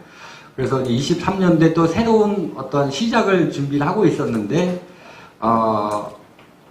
불행하게도 이제 이 정부 예산이 삭감되면서 이제 이 농민들이 생각했던 거하고는 전혀 다른 이제 방향으로 이렇게 이루어졌습니다. 그래서, 자료에서 보시면 아시겠지만, 생산대나 생산 품목이 증가하다가 2003년도에는 급격하게 감소가 일어났습니다. 그런 것이 바로 이 기본적인 어떤 정책의 일관성이 이루어지지 않으면 기초부터 이제 흔들리는 그런 상황이 되는 겁니다. 그래서 이런 친환경 농산물이 안정적으로 생산될 수 없는 그런 환경을 지금 만들어가고 있다라고 저는 보여집니다. 그래서 가급적이면 이 추경이나 이런 걸 통해서도 이루어져야 되는데 아까 시작 행사 시작할 때 또 올해는 힘들지 않을까라고 하는 그런 말씀을 먼저 하셔서 조금 올해는 조금 사실은 좀 맥이 빠집니다. 저는 좀 올 하반기부터라도 빠르면 하반기부터라도 이게 이루어져서 좀 내년을 다시 또 준비할 수 있는 그런 계기가 됐으면 좋겠다고 하는 그 기대를 안고 왔는데 올해는 기대를 접어야 된다고 말씀하셔서 조금 서운합니다. 예. 이 친환경 죄송합니다. 이 친환경 농업은 다양성을 중시합니다. 이게 어떤 뭐 품목이나 지금 뭐 공장형으로 이루어지고 있는 농업은 어떤 단작 중심으로 해서 어떠한 화학 비료나 화학 농약을 갖고 이걸 어떤 생명을 유지시키는 그런 농업이라고 하면, 일반적인 농업이라고 하면, 친환경 농업은 다양한 뭐 생물 종의 다양성을 가지고 이루어집니다. 그래서 이 친환경 농업을 하는 그런 다양한 품목이 생겨날수록 우리 그 환경이 더 건강해지는 거거든요. 그래서 지금 학교 급식을 아까 말씀을 드렸는데, 이 학교 급식에서 사용될 수 있는 품목은 좀 제한적입니다. 이게 대량으로 규격화되어 있는 그런 그 농산물을 원하기 때문에 그 이외의 농산물은 대부분 폐기되거나 아니면 아주 저가에 그냥 소비되는 그런 상황이 되거든요. 그래서 그런 내용들을 우리 그 임산부 꾸러미 사업이나 이런 데서 좀 이 규격이 조금 뭐 학교 급식하고 좀 달라도 충분히 조리할 수 있는 그러한 그 규격 사이즈면 가능했기 때문에 농민들로서도 좀 더 폐기될 수 있는 그런 농산물을 뭐 최소화할 수 있는 그런 좋은 또 대안도 됐었고, 뭐 그런 사업이었는데, 뭐 올해 다행히도 경기도는 그나마 모르겠습니다. 경기도민인 걸 행복으로 느껴야 될지 모르겠는데, 경기도는 그나마 뭐 좀 뭐 축소되긴 했지만, 이 예산이 또 자체적으로 마련이 돼서 이렇게 하고 있는 것에 대해서는 저는 경기도민으로서 참 다행이고 좀 감사하다고 감사하게 생각을 합니다. 이렇게 이제 공공의 영역이 확대돼가고 있는 상황에서 우리 농민들도 친환경 하는 농민들도 늘어납니다. 이게 그 친환경 농사를 해도 품목이 제한돼 있고 하다 보면 실제로 그러한 환경을 가지고 있는 농민들밖에는 그 농사를 지을 수가 없거든요. 그런데 그러니까 이 학교 급식에 소요되지 않는, 학교 급식에서 필요로 하지 않는 그러한 여러 가지 품목들이 있습니다. 그런 품목들을 소량으로 생산하는 그런 농가들이 참여를 함으로써 또 이 많은 소농들이 친환경 농업을 또 할 수 있는 그런 토대가 마련되어 있었던 거거든요. 뭐 그런 말이 있습니다. 지금까지 지구를 지킨 거는 소농이라는 그런 말이 있습니다. 그러니까 이 대농이 대량 생산해서 많은 그 시민에게 먹거리를 제공하고 있지만, 그렇지만 각 지역을 지역을 유지시키고 살리고, 그리고 우리 지역의 그 환경을 지켜온 것은 소농이라고 합니다. 우리나라 그 지역 여건상 대부분이 소농이 50% 이상이 다 소농이거든요. 그러니까 이런 소농이 농사를 지을 수 있는 한 그런 정책의 하나였다고 저는 생각을 합니다. 그래서 이런 좀 다양한 그 농업이 이루어지게끔 하는 그런 그 사업이었다고 농민으로서는 생각을 합니다. 그런데 이제 앞으로는 이게 뭐 올해는 그렇다 쳐도 내년에 어떤 뭐 이 법이 제정이 되고 새롭게 사업이 시작이 된다 그러면 좀 뭐 개선해야 될 부분도 사실은 있습니다. 이 임산부 사업하고 또 이 초동 돌봄 이런 사업들이 공공의 영역이라면 그 공공의 영역에 공급되는 이런 농산물들이 좀 더 이 물류 유통 비용이 절감될 수 있는 체계로 좀 만들어졌으면 좋겠다는 생각이 듭니다. 실제로 저 같은 경우도 이제 학교 급식이나 임산부 요 꾸러미 사업의 일부를 하고 있는데, 학교 급식에 들어가는 물건은 들어가는 물건대로 별도로 갑니다. 그리고 임산부 꾸러미 사업에 들어가는 물건은 양이 많지 않은데, 그것도 별도로 또 이 유통이 이루어지거든요. 그러면, 한 농가가 하는데도 불구하고, 뭐, 유통이 두 가지로 쪼개지다 보니까, 공공의 영역임에서도 이제 그렇게 이루어지다 보니까, 결국 유통 비용은 비용대로 들고, 또 이 농가나 이 중간에 역할을 하시는 분들은 역할을 하시는 분들 나름대로 또 고초가 생기는 거거든요. 그래서 좀 효율이 많이, 떨어지는 그런, 아직은 그런 상황이 있습니다. 그래서 이걸 또 좀 효율화하고 좀 하는 거 제도적으로 좀 이 정착이 좀 필요하다는 말씀 드리고 싶습니다. 그리고 보통 이제 많은 시군들이 각 시군 단위로 이제 이 물류 시스템을 만들고 있습니다. 그런 시스템하고 경기도에서 지금 광역 단위로 이루어지고 있는 시스템하고 잘 연계가 되게끔 이 도나 시군하고 같이 협의해서 그런 체계가 이루어졌으면 좋겠다는 생각이 들고요.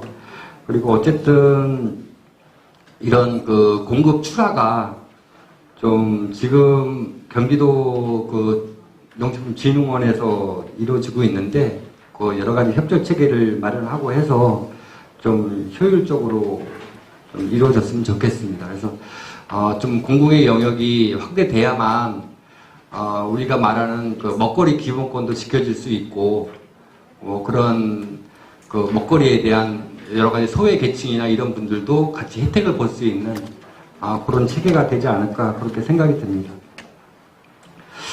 그리고 이제 마지막으로 제가 바라고 싶은 거는 지금 학교 급식이 우리 그 농민들에게 아주 만족도가 높은 상황인데 그 만족도가 높은 것 중에 하나는 이 계약 재배라는 거를 하기 때문에 그렇습니다. 그러니까 이 본인이 생산한 게 얼마만큼 생산하면 얼마만큼 출하될 수 있는지가 결정이 돼 주기 때문에 농민들은 안심하고 이제 그 재배를 할 수 있거든요. 근데 지금처럼 이 제도가 왔다 갔다 시행됐다가 취소됐다가 또 어느 시기에 어떤 물건이 나갈 수 있는지 그걸 모르는 상태에서는 좀 농민으로서는 좀 소위 말하는 이 깜깜한 밤길 걷는 거하고 똑같은 상황이 되거든요. 그래서 그런 이 계약 재배가 좀 이루어졌으면 좋겠다. 학교 급식처럼 뭐 그게 정확한 양은 아니더라도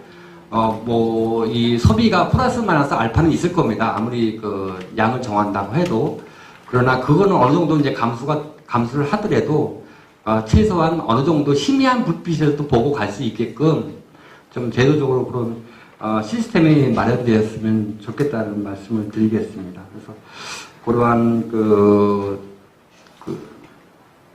기획 생산을 농민들이 할 수 있게끔 그래야지 과잉되거나 부족하지 않게끔 부족하지 않게 그렇게 되게 해줬으면 좋겠고요. 그리고 이제 한 가지 말씀을 더 드리면 지금 이 업체 선정을 1년 단위로 합니다. 1년 단위로 지금 이 임산부 꾸러미 사업하는 업체를 그러다 보니까 그 업체들도 불안하고 거기에 또 같이 공급하고 있는 농민들도 서로 불안한 뭐 그런 상황이 되어 있습니다. 그래서 올해 끝나면 내년에 어떻게 될지 뭐 전혀 알 수 없는 그런 상황이거든요. 그래서 그러한 그 업체 선정도 좀 일정 기간 길게 뭐 1년이 아니고 뭐 3년이 됐든 뭐 이렇게 좀 뭔가 이 제도적으로 좀 안정감이 있는 그런 상황을 좀 저희는 원합니다. 농민들은. 그래서 그런 좀 제도적으로 그런 시스템을 만들어 주셨으면 감사하겠습니다. 이상입니다.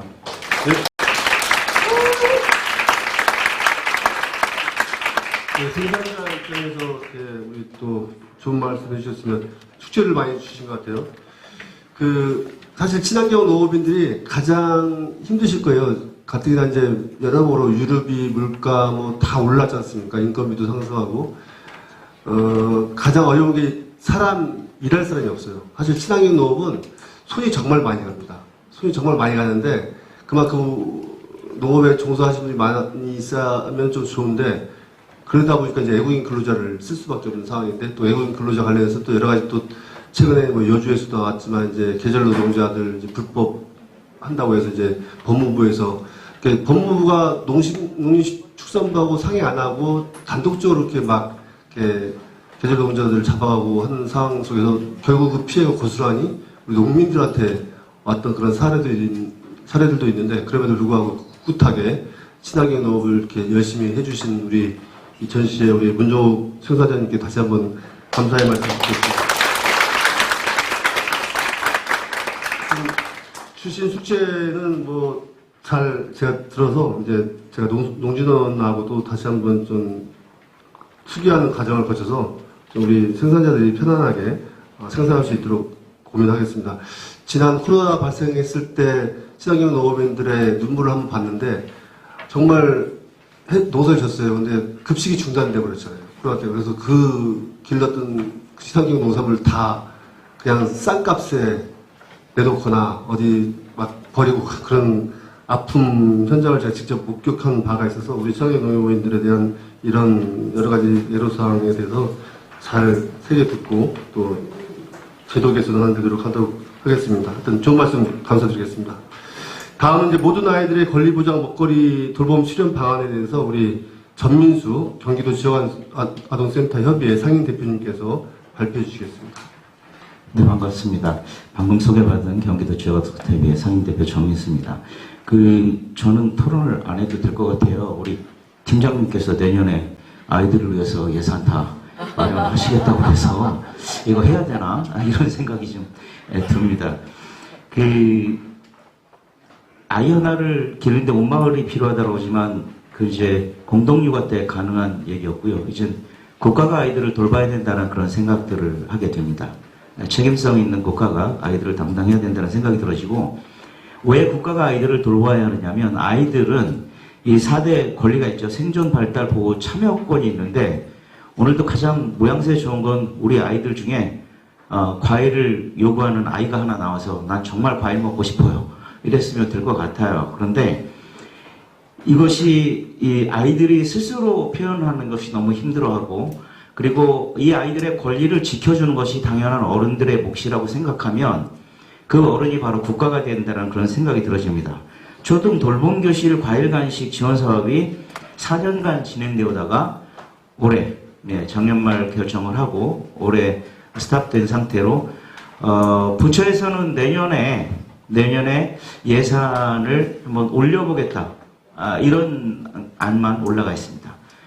그럼 그것들을 국가에서 결정을 해야 되는데 올해 스탑하고 내년에 과연 이것이 다시 예산 만들어지는 것이 쉬울까라는 생각을 가지게 됩니다. 이렇게 되지면 국가가 책임을 지지 못한다 그러면 최소한 광역단위인 경기도에서라도 이 문제는 책임을 져야 하는데 제가 드리고 싶은 말씀은 왜 아이들이 어느 곳에 있느냐에 따라서 어떤 아이들은 과일 공급을 받고 어떤 아이들은 과일 공급을 받지 못하는 인수 상태가 되느냐.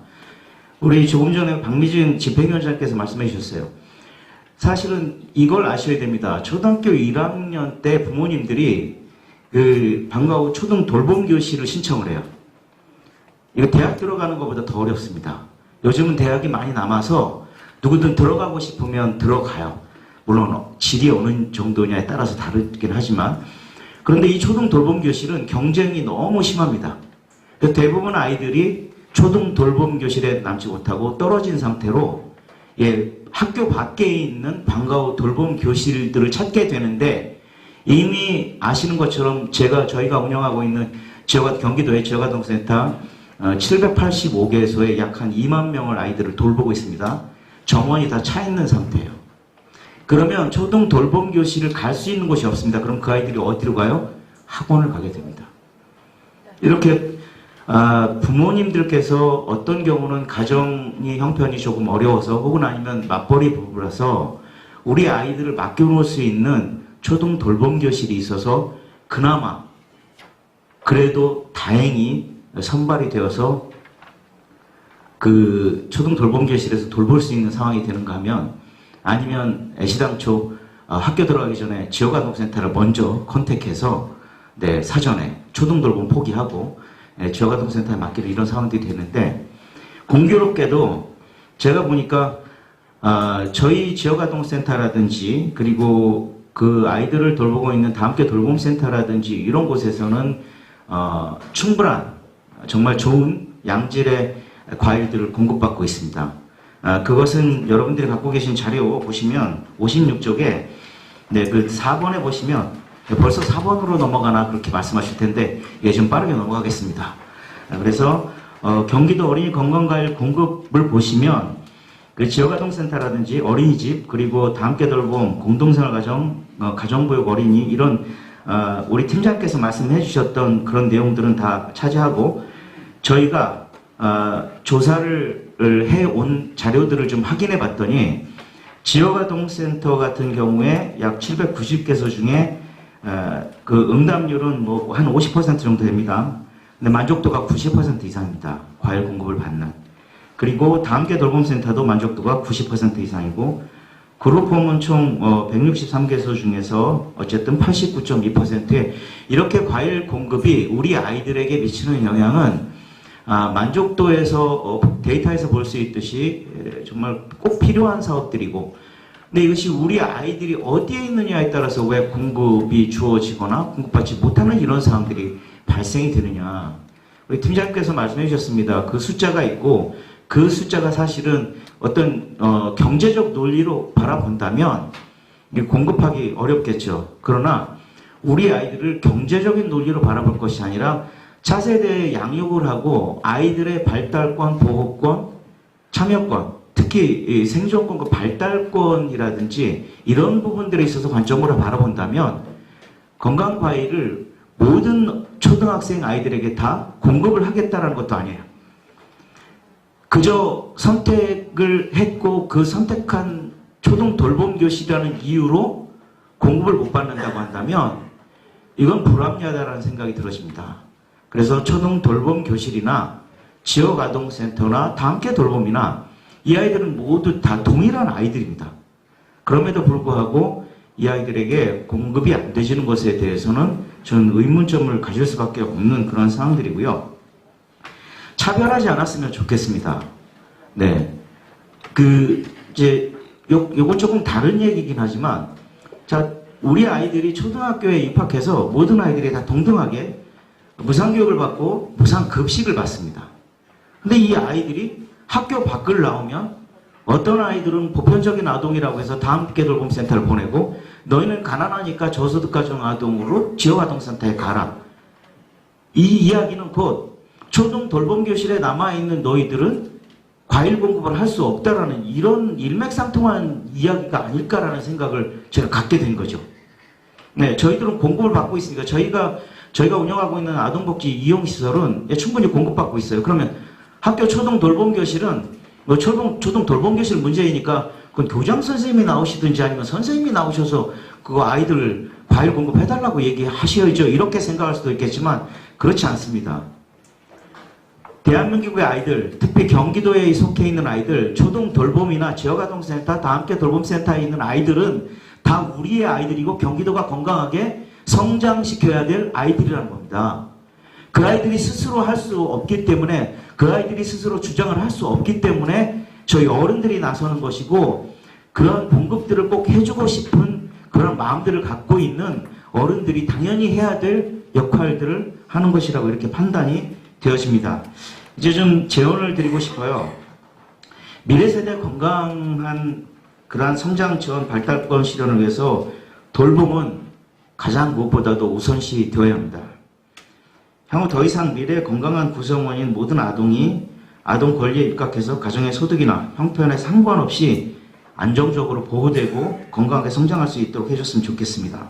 더욱이 아동의 생존권, 발달권, 직결되어 있는 돌봄은 우선 모든 것이 지원되어야 될 거라는 생각이 들어지고, 특별히 내년에는 꼭 예산이 반영되어서 우리 아이들이 맛있는 과일과 또 건강한 성장 그리고 충분한 영양을 공급받았으면 좋겠습니다. 이상입니다. 네, 우리 아이들이 처벌받지 않도록 학교 안과 학교 밖 아이들이 모두 다 건강 과일을 급식받을 수 있도록 이렇게 해 주셔야 한다고 이렇게 되게 힘주셔서 말씀해 주셔서 네, 잊지 않겠습니다. 우리 아이들을 위해서 이렇게 사실 재활센터가 사실 녹록하지 않은 형편인데도 불구하고 아이들을 위해서 열심히 노력해 주셔서 우리 아이들이 잘 자라고 있는 것 같습니다. 그래서 이제 초등학교 내에도 초등 돌보교실이 만들어지기도 했고, 그래서 이런 사업들이 추진이 됐는데 안타깝게 정부에서 중단하면서부터 아이들에게 참 좋은 과일을 급식을 못하게 돼서 안타까운 마음이 많습니다. 하여튼 경기도는 아까 말씀드렸지만 우리 2023년도 사실 이제 올해 추경이 좀 일찍 됐으면은 저희가 좀 세입이 좀 이렇게 좀 경기가 좀 좋아서 일찍 됐으면은 원래 지금쯤 됐으면 2차 추경 정도 했어야 돼요. 예전에 비하면. 근데 지금 1차 추경도 못하고 있는 상황이었는데 좀 추경이 좀 일찍 됐으면 이 건강과일 급식 사업도 추경에 반영시켜서 하반기에라도 이렇게 사업을 진행하려고 했었는데 올해는 부득이하게 지금 워낙 어렵다고 해서 좀 시기적으로 좀 맞지 않는 그런 부분이 있어서 좀 그런 부분에 있어서 저희 도의원의 한 사람으로서 죄송스럽다 말씀을 드리면서 하여튼 이 사업은 지속적으로 추진될 수 있도록 저희가 노력하겠다 이렇게 말씀드리겠습니다. 네, 고맙습니다. 다음은 화성시 미래 세대를 위한 맞춤형 먹거리 공공성 확보를 위해서 임상호 화성 푸드통합지원센터 공공급식 팀장님께서 발표해 주시겠습니다. 네, 제 소개받은 화성 푸드통합지원센터 공공급식 팀장 임상호입니다. 제가 이 주제를 받았을 때요, 이제 화성시에서는 저희가 이제 2012년도에서 이제 학교급식을 시작했고 14년도에 이제 골프도 직매장 했고 어린이집 시범 사업으로 지금 3년차 지나가고 있습니다. 근데 이렇게 했을 때 이렇게 유통을 해본 결과 이게 농민들한테 굉장히 좋은 방향이 되겠구나 하는 생각이 들더라고요. 지금 학교에서는 조리를 하고 그래서 학생들한테 이제 주는 형태가 되는데 만약에 여기에서 완제품이 들어간다고, 그러니까 반찬이 들어간다고 하면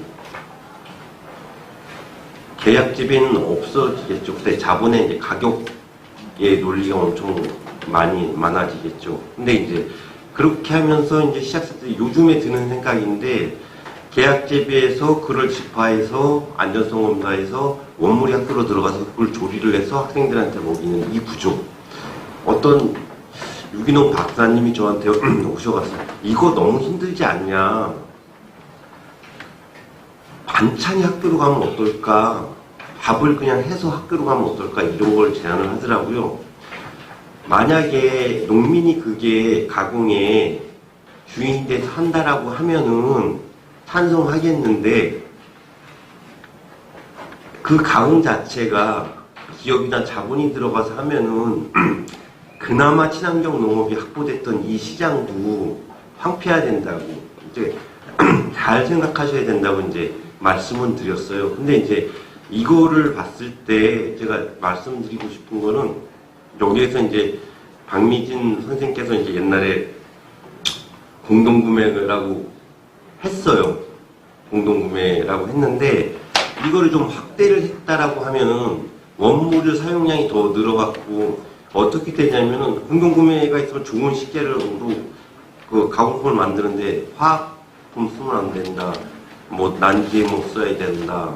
뭐 이런 것도 기준들이 그것 하면은 그게 확대가 된다라고 하면은 그게 그 관내에 그런 기업들이 좀 있다라고 하면은 우리 농산물을 써주도록 그게 정책을 펴나갈 수 있을 텐데 난 농민들한테도 한번 부탁하고 싶은 건데 여기 있을 때 그런 거 했을 때 우리 공동구매 늘려야 됩니다. 딱 이렇게 얘기했잖아요. 그리고 이제 임산부 꾸러미는 지금 국비 사업이 없어졌어요. 그러니까 도비 12 자부담으로 이렇게 진행되는데 올 초에 쌀값 때문에 그냥 농민들 엄청 데모했었잖아요. 근데 그거는 농민만의 문제, 그 공감하는 사람들이 별로 없어요. 근데 이제 임산부 꾸러미가 이게 딱 보면은 저희 쪽에서 보면은 없어지고 도비가 24%, 시비가 56%, 자부담이 20% 이렇게 돼 있거든요. 이거를 끝까지 잡고 그렇게 이슈화를 시켰으면 이건 우리의 문제가 될 거라고요, 농민. 근데 이제 그런 면에서 봤을 때 농민들이 지금 저희가 이제 먹거리 위원회 1기 출범을 하는데 제일 힘든 게 농민들이랑 이렇게 대화하는 게 제일 힘들어요. 그러면 유기농을 생산했으니까 친환경으로 생산했으니까 뭘 했으니까 이건 당연히 시민이 사줘야 돼. 시민이 소비해줘야 돼. 그러면 공감 못 한다니까요. 이렇게 정책을 하나 내놨을 때 임산부 친환경 산업, 건강과일, 뭐 영양 플러스 이런 사업들을 정책들을 하나하나 내렸을 때 그때 적극적으로 하면서 농민의 역할은 뭘까? 이때 그러면 친환경 반좌를 만들어서 쌀을 확보해야 되겠다. 또 밀도 확보해야 되겠다. 우리 못하고 있는 친환경 작부체계 만들어갖고 해야 되겠다. 공급해줘야 되겠다. 제가 간단하게 하나만 소개시켜 드리면은 코로나 때 굉장히 농민도 어려웠었잖아요. 화성시가 그때 임산부 꾸러미가 딱 터진 거예요. 근데 이제 그때 아마 저쪽 한사님하고 두혜생님이 했었을 거예요. 하면서 이제 전산을 좀 열어달라고 지금 쌀 팔 데가 없다고 친환경 쌀이 그래서 이제 화성시만 한 게 아니라 그래 조금 다른 지역도 만약에 친환경 확보가 부족하면은 저희한테 연락해서 하면은 충분히 공급해주겠다고 얘기를 했어요. 근데 저희가 1년에 한 100톤 조금 더 했었나? 근데 그쪽에서 요청한 거는 막 300톤, 막 그 쌀만 300톤 막 이렇게 양쪽에서 그러니까 150톤, 100톤 요청하고 그랬어요. 근데 없어서 못 파는 거예요. 근데 이런 임산부가 이렇게 딱 꾸러미 이제 사업이 딱 진행됐을 때 이런 작부 체계를 만들어 공급을 하게 되면은 소득원이 더 농민들에게 창출이 될 수 있다는 걸 제가 다시 말씀드리고 이슈화를 시킬 때는 농민만의 문제로 끝나면은 그냥 뭐 되는 거 없어요. 그냥 우리의 문제로 이슈화를 딱 시켜줘야지. 이거 난 여기 토론회 한다고 그랬을 때 이거 말씀드렸을 때 와 이게 되게 좋게 해야 되겠다. 농민은 이거 자꾸 늘어져야 되는 거. 이거 더 확대해야 되려고. 근데 저희가 2021년도에 4,300명을 했어요. 화성시만. 2022년도에 2,558명을 했고 2023년도에 1,790명을 했어요. 근데 우리가 이런 건 얘기했을 때 무상급식 해야 될 거 말아야 될까요? 하면 좀 이상한 사람들로 보잖아요, 요즘에는. 근데 예전에는 관노를박들을 많이 했죠. 근데 좀 이게 임산부 꾸러미 사업에도 국비가 없어지고 도비, 시비 사업으로 이렇게 진행되고 인원은 굉장히 줄고 이거를 해서 하면 좀 이상한 것 같잖아요, 이게. 그리고 임산부들한테 그러니까 다른 지역은 어떻게 했는지 모르겠는데 추첨해서 한다고 그러더라고요. 무슨 이상하잖아요. 추첨해서 하는 것도 뭐 운으로서 하는 것도 아니고. 근데 이제 저희가 그러니까 정책 하시는 분들도 제가 부탁이 드리고 싶은 게 우리가 원시 공동체 사회에서도 사냥을 하든지 뭐 수렵을 하든지 갖고 오면은 어린아들한테 주고 그 다음에 노인들한테 주고 이렇게 해서 이제 자기들끼리 나눠 먹잖아요. 근데 우리가 이렇게 정책을 이렇게 하나하나 하는 거 봤을 때는 추진하는 거 봤을 때는 뭐야 어떤 뜻인지는 간에 어린아들한테 최고의 식재료가 가야 되는 거 이거에는 동의를 해주셔야 되는데 이 문제들이 동의를 안 해주시면은 이게 답이 안 나오는 것 같더라고요. 그랬을 때 어른들은 식량 주권이라는 어려운 말도 많이 쓰잖아요. 그러니까 어린이들이 선택할 수 있는 권리들이 없잖아요. 그냥 무조건 가는 게 맞는 거예요. 그게 좋은 식재료가. 그랬을 때 어른들은 뭐 어떻게 할 것인가. 그러면 이 돈이 얼마의 재원이 필요한다. 예산의 재원이 필요하면은 어른들은 야 시 예산은 어떻게 해야 되지? 광역 예산은 어떻게 해야 되지? 국가 예산은 어떻게 해야 되지? 이거를 고민해서 갈 수 있는 방향 조율을 하는 건데 이런 거에 대해서 좀 사회적 동의가 좀 부족한 것 같더라고요. 이랬을 때 요거에 대해서 좀 이런 포럼들을 많이 얘기해서 이 어린애들한테, 학생들한테는 좋은 식재료가 가는 게 맞다라고 사회적 무상급식 하는 것처럼 그렇게 통용을 만들어내야 되는 게 우리 사회적 과제인 것 같아요. 그리고 저희가 이제 임산부 꾸러미는 이렇게 해서 이제 진행은 되고 있고 조금 매출도 주는데 임산부 꾸러미에 비해서 우리 농민들이 못하고 있다는 거예요. 거기서 해달라는 걸 못 해줘요, 그렇죠? 지역에서. 그래서 좀 그 부분은 안타까워요. 근데 이제 농민도 이런 정책이 나왔을 때 어떤 역할을 해야 될 것인가 좀 얘기를 해야 되겠고, 그 다음에 이제 초등 돌봄 과일 간식 있잖아요. 요것도 좀 다시 부활을 했으면 좋겠어요. 이게 제가 농민들한테 물어보니까 이게 했을 때, 이 사업을 했을 때는 화성시에 과일이 부족하다고, 그러니까 유기농을 내가 한다, 무농약을 한다, 그럼 과일이 없어갖고 공부를 못 하더라고요. 근데 이런 거를 봤을 때 정책들은 막 이렇게 나오는데 제가 봤을 때는 친환경 농업이 거기를 정책을 못 따라가고 있는 것 같더라고요. 네. 그리고 이제 아까 그 황영보 박사님이 막 이렇게 했잖아요. 뭐 임산부, 그 다음에 유아기 막 이렇게 빈칸도 있었잖아요. 내가 깜짝 놀란 게 청년 도덕사라는 말들이 있더라고요. 그래서 그러면서 그들에게, 그러니까 입양 이제 한 20살 좀 되는 사람들한테 그런 것들이 있는데 우리가 채워야 할 그 빈칸에 그런 것들이 있더라고요. 먹거리에 대해서. 근데 한 번 이런 얘기를 하죠. 야, 근데 입양하는 거 되게 힘든데 그 큰 사람들을 입양하는, 그래도 그 한 끼의 가격이 없어 그 구독사하는 게 너무 고통스럽다고 이렇게 말을 하더라고요. 그러면서 아우, 네. 자네는 나보다 훨씬 더 훌륭한 사람이라고 이렇게 말씀을 좀 드리고요. 그리고 지금 다시 부활했으면 좋겠다고 말씀드리고요. 그리고 이제 제가 유통을 이제 쭉 해서 하는데 보면은 아까 지역활동센터도 저희가 화성시에 보면 마더면이 있어요. 그 같이 하자고 막 와서 이제 얘기를 하는데 이런 또 하면은 그 지역활동센터 같은 데는 저희가 공급해주면 영수증 처리 같은 게 굉장히 필요한가 보더라고요. 근데 우리 농민들도 한고랑 사랑나눔이냐고 해서 이게 도와주려고 한고랑을 이렇게 해요. 그러면 그 무상으로 드리면 싫어하더라고요, 또. 그래서 참 이런 것도 좀 문제다. 내가 해서 항상 영수증 처리할 수 있게끔 해드리고요. 그리고 이제 또 하나는 또 부탁드리고 싶은 거는 경기도랑 이 시랑 할 때 어린이집도 확대해야 된다고 막 이렇게 얘기를 해요. 그러니까 도의원님한테 제가 부탁드리고 싶은 건데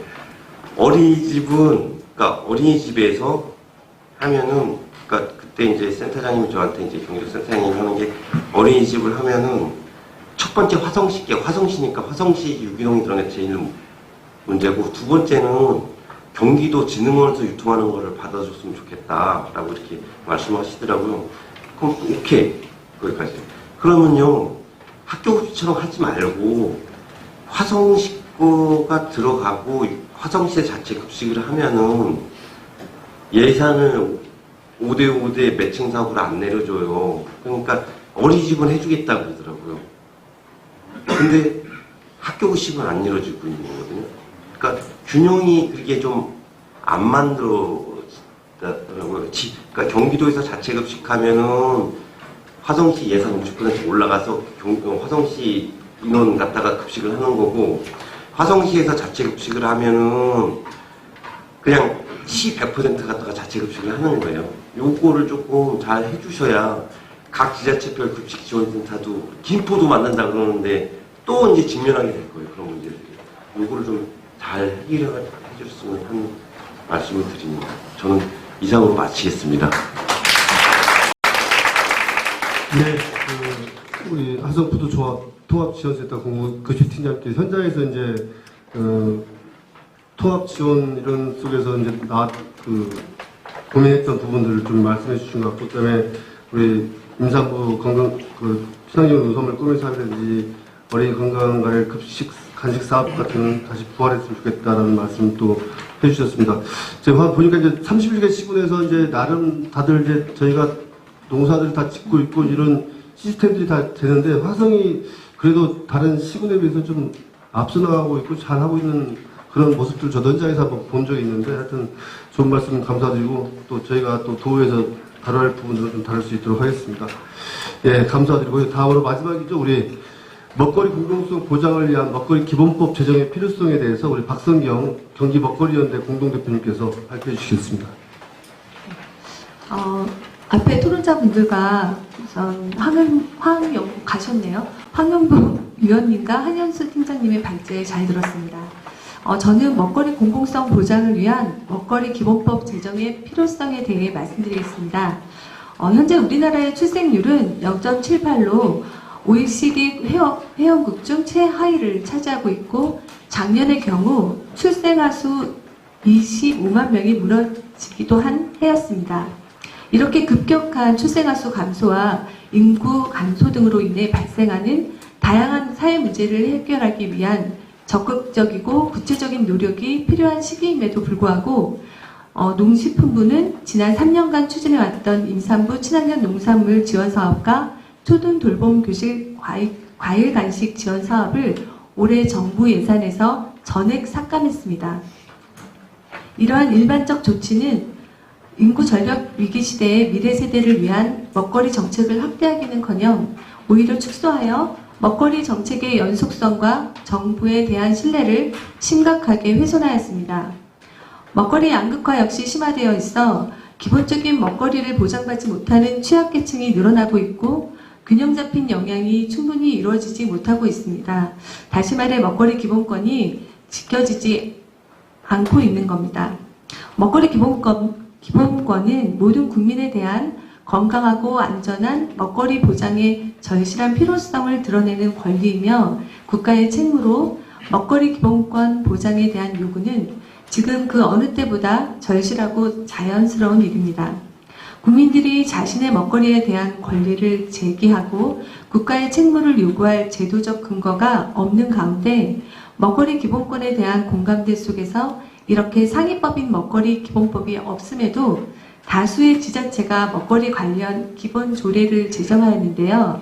경기도는 이미 2019년에 먹거리 보장 기본 조례를 제정하여 도민의 먹거리 보장을 기본권으로 인식하고 있습니다.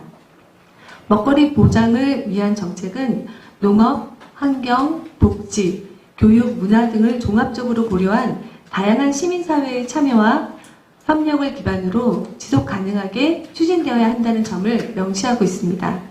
먹거리 기본법 제정은 국민의 먹거리 기본권을 보장하는 일이 국가가 책임져야 하는 책무라는 인식 속에서 국제 인권 규범을 국내에 제도화하는 것은 물론 조례만 있고 상위법은 없는 현 상황을 바로잡는 제도적 근거로서 반드시 필요합니다. 한살림을 비롯하여 경기도 친환경 농업인연합회, 경기참여농정포럼, 카톨릭 농민의 경기지회, 식생활교육 경기 네트워크 등 30여 개 단체와 개인이 참여하고 있는 경기 먹거리 연대도 2021년 출범과 함께 국가 먹거리 기본법 제정 추진 등을 사업 계획으로 결의하고 먹거리 기본법 제정을 위한 활동을 해오고 있습니다. 먹거리 기본법은 국민의 먹거리 기본권 보장을 명시적으로 강조하는 법률로 정책 추진의 근거가 됩니다.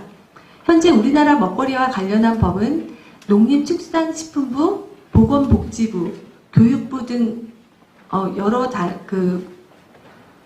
먹거리 정책의 실행과 역할 및 관련 법률 체계가 여러 부처 소관으로 쪼개져 있어서요.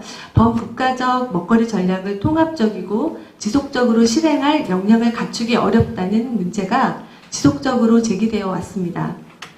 지방자치단체가 지역 먹거리 전략을 수립은 했으나 상위법이 없어 국가 차원의 통합적인 먹거리 종합 전략이 시행되지 못하고 먹거리 계획을 수립하는 것에만 그치고 있습니다. 먹거리 기본법 제정을 통해 부처별, 지자체별로 흩어져 있던 먹거리 정책의 통합된 수립과 실행을 기대할 수 있을 것 같습니다. 취약계층을 비롯하여 모든 국민에 대한 건강하고 안전한 먹거리 접근권의 보장으로서 먹거리 공공성은 다양한 이해관계를 포함하고 있습니다. 생산, 가공, 유통, 소비뿐 아니라 환경, 식생활 교육, 먹거리 돌봄 사업과 활동 등 생활 문화와 교육적인 면까지 포함하고 있습니다. 그렇기 때문에 다양한 이해관계자가 먹거리 체계의 재구성을 함께 논의하고 결정하는 것은 매우 중요한 문제입니다. 그동안 민간 영역에서 진행해온 먹거리 공공성 확대를 위한 다양한 노력과 성과를 공공 영역과의 협력을 통해 확장할 수 있고, 역으로 공공에서 만든 성과를 민간 영역에서 풀어낼 수도 있습니다. 국가가 먹거리 안전성을 위한 먹거리 거버넌스 체계를 발전시키는 데 초점을 두고 시민사회가 먹거리 기본권 보장의 다양한 방안을 함께 논의하고 참여할 수 있는 국민상설 수기기구를 두어야 하며, 먹거리 기본법 제정을 통한 먹거리 공공성 확대의 법적 근거를 마련해 먹거리 공공성 사업이 예산 삭감 등의 이유로 일방적으로 추진되지 못하는 작금과 같은 상황이 반복되지 않길 바랍니다. 그런데 이 먹거리 기본법만 제정되면 먹거리 공공성 확대가 담보되는 것은 아니라고 생각합니다. 저는 이 자리에 함께해 주시고 계시는 여러분들께 먹거리 기본법이 제정될 수 있도록 관심을 가져주시고 또 목소리를 더해주시는 것과 더불어 먹거리 기본법이 제정되더라도 그 이후에 먹거리 기본법 보장과 제도화에 대한 사회적 공감을 불러일으켜서 도민들이 이 흐름에 실질적으로 동참하고 적극적인 실천을 함께 할 수 있도록 힘써 주실 것을 부탁드리고 싶습니다. 먹거리 체계 구성과 관련 정책의 추진에 대해 민간 영역을 포함한 논의와 국민적 공론화를 이뤄가는 과정에서 우리는 진정한 먹거리 기본권을 실현할 수 있을 거라고 생각합니다. 감사합니다. 네, 먹거리 공공성 보장을 위한 먹거리 기본법 제정의 필요성에 대해서 말씀해 주신 박성경 이사장님께 감사드립니다. 그렇죠. 먹거리 기본법이 제정된다고 해서 먹거리 공공성의 확대가 담보되는 것은 아닙니다. 여기 계신 분께서 좀 각별한 관심과 지원이 많이 필요할 것 같고요. 사실 먹거리 하면 그냥 단순하게 그냥 먹는 거 이렇게 생각하시는데, 여기 보면 이제 생산, 가공, 유통, 이제 소비뿐만 아니라 이제 환경, 식생활 교육, 먹거리 돌봄 사업 활동 등 문화 교육적인 면까지를 다 포함해서 먹거리임에도 불구하고 우리가 단순하게 먹거리 하면 이렇게 단편적으로 바라보는 이런 시각들이 아직까지 존재하는 것 같아요. 우리 경기도 31리 시군의 먹거리의 조직이 왕성하게 만들어지고 있지만 또 이제 조직이 없는 지역도 존재하는 것 같고, 그런 부분들이 존재하기 때문에 이런 조직이 좀 왕성하게 구축되지 못하고 이렇다는 생각이 드는데, 이 먹거리 공공성 보장을 위해서 여기 참석해 주신 분들께서 정부를 압박해서 기본법을 제정하는 것도 중요하고, 또 이 먹거리에 대한 대해서 좀 우리가 도민들, 시민들이 서로 공부를 같이 해서 함께 나갈 수 있도록 많은 노력들을 해주실 것을 부탁드리겠습니다. 이상 이렇게 토론자하고 이제 우리 발표하신 분들 발표가 다 끝났는데, 혹시 토론하신 분이나 이제 발표자 한 분께서 가셨는데, 우리 팀장님이나 이렇게 발표자 계시니까 혹시 질의하실 분 계시면 질의해 주시고, 또 하실 말씀 있으시면은 이렇게 말씀해 주시면 좋겠습니다. 혹시 질의하실 분 계실까요? 네. 네. 저는 안양군포항가천 공동급식지원센터에서 일하는 직원이고요. 사실 저는 이제 초등돌봄 과일간식 사업을 한 4년 동안 저희 지역에서 담당을 해왔습니다. 사실 저희가 작년 규모로 따서 2억 1,400만 원 정도 예산을 들여서 아이들한테 과일간식을 공급을 했는데, 사람이 제일 치사한 게 줬다 뺏는 거거든요. 맞아요. 그것도 애들 걸. 맞아요. 실제로 학교에서 아이들한테 1년에 몇 번 가서 얘들아 과일이 어떠니? 맛있니? 괜찮니? 물어보면 좋다고 얘기해요. 좋다고 얘기하는 아이들한테 올해 너무 힘들었어요. 그걸 못 주니까. 그래서 시에서 사정을 해서 절반만 편성해 주시면 안 되느냐. 횟수 줄여가지고. 근데 안 된대요. 근데 꼭 좀 부탁드리겠습니다. 내년에는 예산을 반영을 하셔서 아이들한테 맛있는 과일이 제공될 수 있도록 저도 현장에서 노력을 할 테니까요. 도에서 예산만 내려주신다면 열심히 하도록 하겠습니다. 감사합니다. 네, 감사합니다. 또 뭐 질의나 하실 말씀 있으시면 자연스럽게 해주십시오. 시간이 벌써 4시네요. 2시간이 훌쩍 지나갔습니다. 장시간 이렇게 앉아 계셨는데 오늘 이렇게 주신 말씀들을 가지고 우리 사실은 이제 우리 의원들이나 우리 집행부에서 유튜브 다시 볼 수 있는 거죠? 방송 혹시 어디서 유튜브 우리 풀영상으로 이렇게 주시면은 저희가 또 이렇게 하시도록 하겠습니다. 더 이상 뭐 질의하고 이렇게 말씀하실 분이 없어서 그럼 이상 마치도록 하겠습니다. 오늘 미래 세대를 위한 먹거리 공공성 보장 어떻게 할 것인가에 대해서 우리 주재발표자하고 토론자분께서 많은 말씀을 주셨습니다.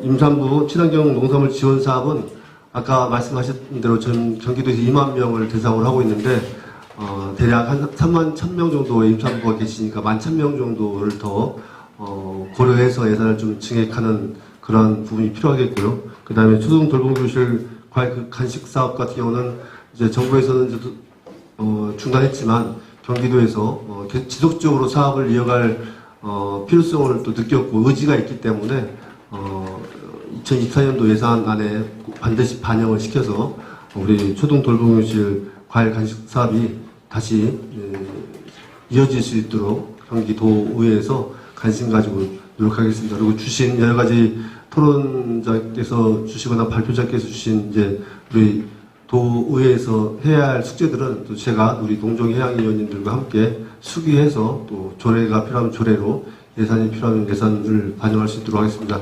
참고로 저는 간담회를 하면 꼭 그 숙제를 수행합니다. 우리 친환경 농업인들하고 간담회에서 우리 이제 채권을 매입해야 되는 그런 의무사항이 있어요. 농수산진흥원하고 거래할 때에는. 그래서 이제 기재위 소관 조례인데 9월 중에 이게 조례가 통과될 것으로 기재위원님께서 전폭적인 약속을 해주셨으니까 통과될 것 같고 그리고 우리가 이제 농복이나 성어기 때 우리 옛날 말로 새참 내오시느라고 우리 여성 농업인들이 힘들잖아요. 가뜩이나 일손도 부족한데 그래서 공동급식을 할 수 있도록 관련 조례를 이번 7월달 어제 끝난 의회에서 처리돼가서 아마 그것도 예산이 반영돼서 이제 농목이나 성어기 때 우리 농촌에서 공동급식을 할 수 있는 그런 걸 제가 또 마련했습니다. 하여튼 주신 숙제들은 제가 잘 이해하고 있으니까요. 오늘도 주신 숙제들을 제가 또 잘 받아서 할 수 있는 방안을 찾도록 하겠습니다. 오늘 장시간 토론회에 참석해 주신 모든 분들께 감사드리고 오늘 또 함께 발표해 주시고 토론에 참여해 주신 모든 분들께 진심으로 감사 말씀드리겠습니다. 이상으로 미래세대를 위한 먹거리 공공성 보장 어떻게 할 것인가에 대한 정책 토론회를 모두 마치도록 하겠습니다. 수고하셨습니다. 네, 다시 한번 우리 최만식 의원님과 우리 발표자 토론자분 감사드리고요. 오늘 사실은 굉장히 어렵게 오셨어요. 제가 계속 땀이 비질비질 난 게 자리가 없어가지고 뒤에 앉아 계셔서 너무 죄송합니다. 오늘 소개도 제대로 못 시켜드렸는데 제가 아까 딱 80명 들어왔다고 하긴 했거든요. 원래 오시지 말라고 했는데도 오신 분들이 많으셔가지고 다시 한번 죄송스럽고요. 오늘은 이렇게 관심과 열기를 모아서 우리 최만식 의원님이 약속도 꼭 지키시지만 최만식 의원님 혼자 힘으로 되는 게 결코 아닙니다. 우리 많은 시민들이 관심을 가지고 지속적으로 먹거리 보장이 경기도에 실행될 수 있는 다양한 정책들이 제도적으로도 좀 제한되고 예산이 반영될 수 있도록 끊임없이 저희가 요구하고 함께 고민하고 토론하는 자리들을 이후에도 만들도록 하겠습니다. 오늘 일일이 다 소개 못 시켜드려 다시 한번 죄송스럽고요. 귀한 걸음 너무 감사합니다. 다음에 다시 만나 뵙기를 바라겠습니다. 감사합니다. 수고하셨습니다.